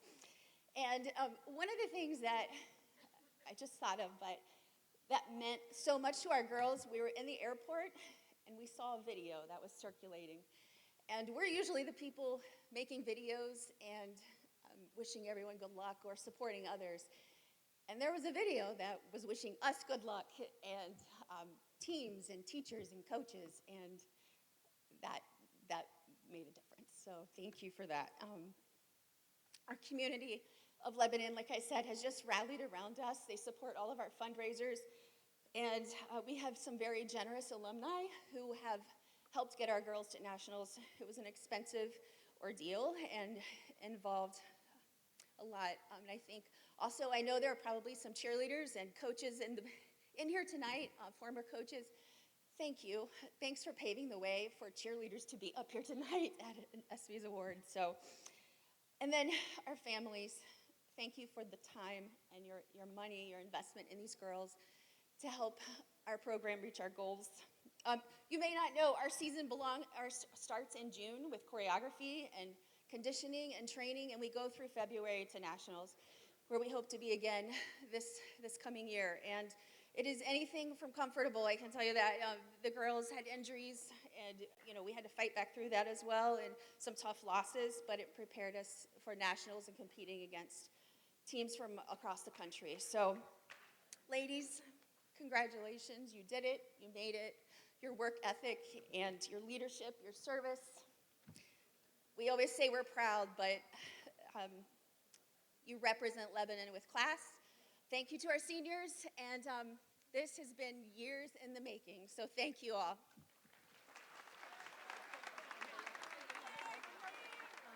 I would really like to shout out Ms. Juning for her 25 years and for the endless support through the competition season this year.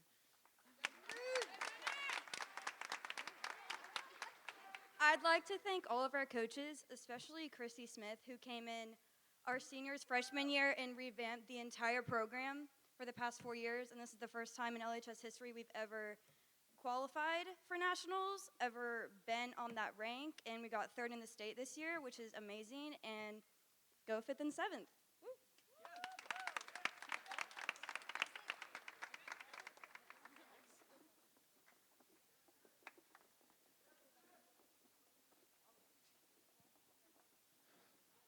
All right, Coach Lamb, thanks for the kind words. We're down to just a few more awards here. First, if you qualified for the Harmon Trust, please pick up your award when you leave here tonight. They're on the table out. And I don't know why this mic keeps going in and out.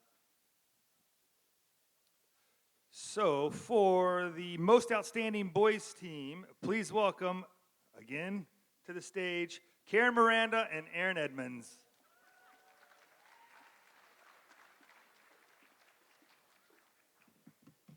Hi, I'm Karen Miranda. I am an algebra teacher at the high school, and I coach a couple volleyball teams. And I'm Erin Edmonds, the girls soccer coach, and we will be looking for a new goalkeeper this fall because ours made fun of me really hard on the video. We have the honor of introducing the Most Outstanding Boys Team. The Most Outstanding Boys Team of the Year award goes to the teams that had the most success representing Lebanon. The nominees are wrestling. I paused because they're a really loud group. Track. And bowling.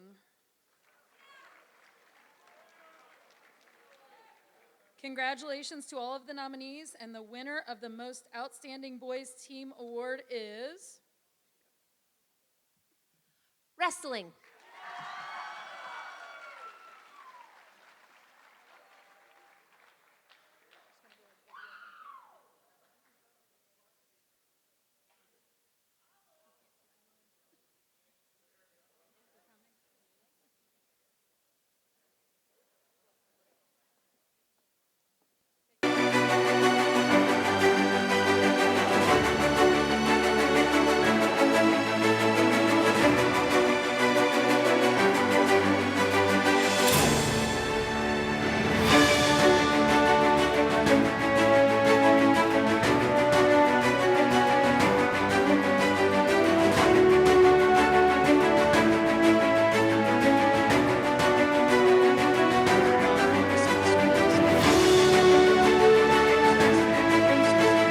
The guys did an incredible job.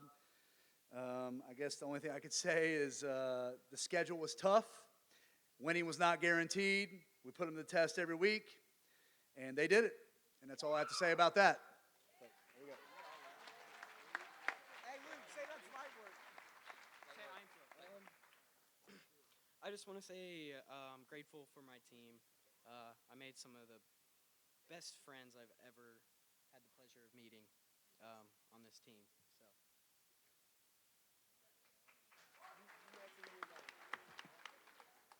I'm Phil. That's all. I got one thing to say. It was a very legendary night. You got to see Hensley without a beard. I know people have... Yeah? Was it? Don't worry about it. Don't worry about it. Let's go. Don't worry about it. That's all I got to say. Hey, wrap it up. Muffin Man. Let's go. I like that.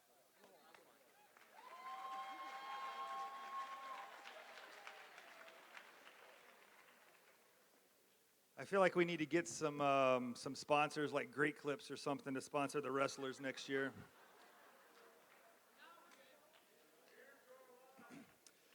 Hey, we're down to 2 final awards this evening, so please welcome back to the stage Keith Pantling and Shelly Cornell.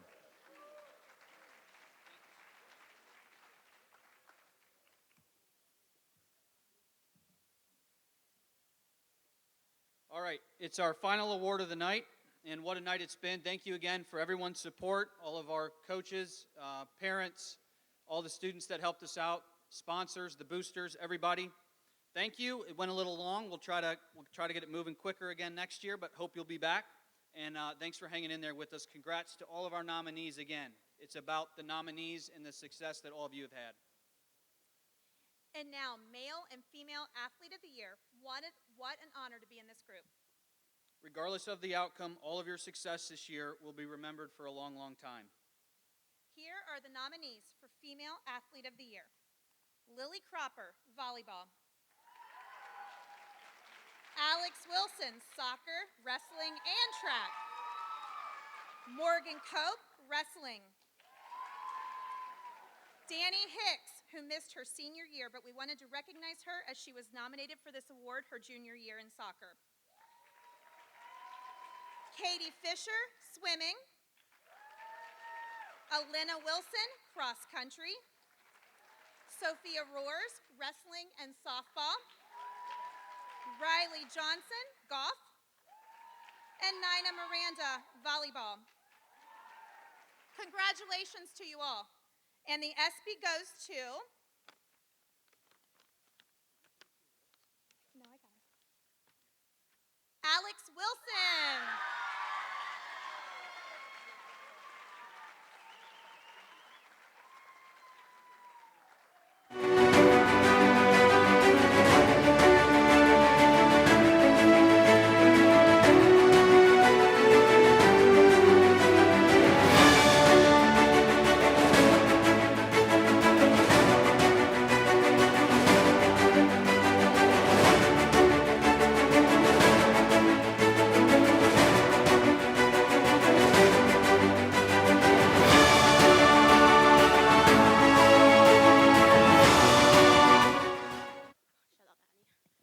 Okay, I want to start off by thanking all my coaches, Coach E, Coach Collier, and Coach Nick Hensley. Without Hensley's help, I would have never wrestled, and I would have never ran track last year. So thank you for pushing me to do my best. Thank you to all my coaches for pushing me to do my best. Thank you to my mom, who's not here because she doesn't love me enough to come. I want to say thank you to all my teammates in every sport I do. They push me to get better every day. Thank you to Kennedy Cantrell, who made me better every day, someone that I can be a mentor to. Thank you to the whole entire wrestling program for helping me become a better athlete. And thank you to the track team for all the memories. Thank you, Lebanon, for all the amazing memories. Once a warrior, always a warrior.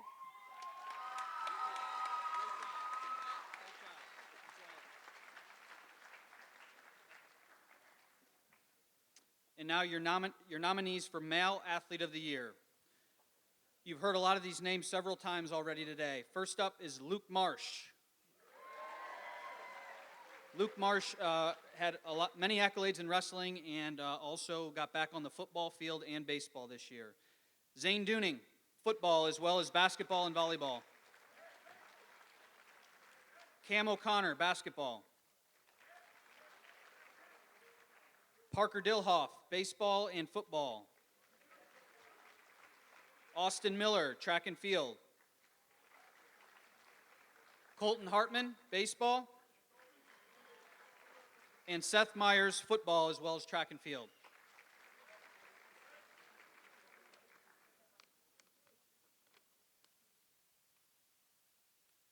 And the ESPY goes to Zane Dooning.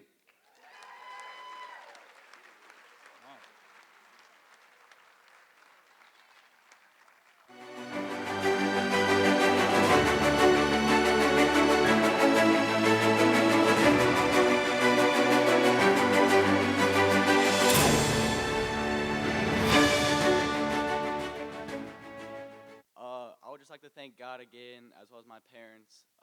I can just not give them as many thanks. I could do it as much as I could. I'd like to say thank you to all the coaches that I've had throughout my career, as well as all my teammates. You guys pushed me to be as best as I can be, so thank you.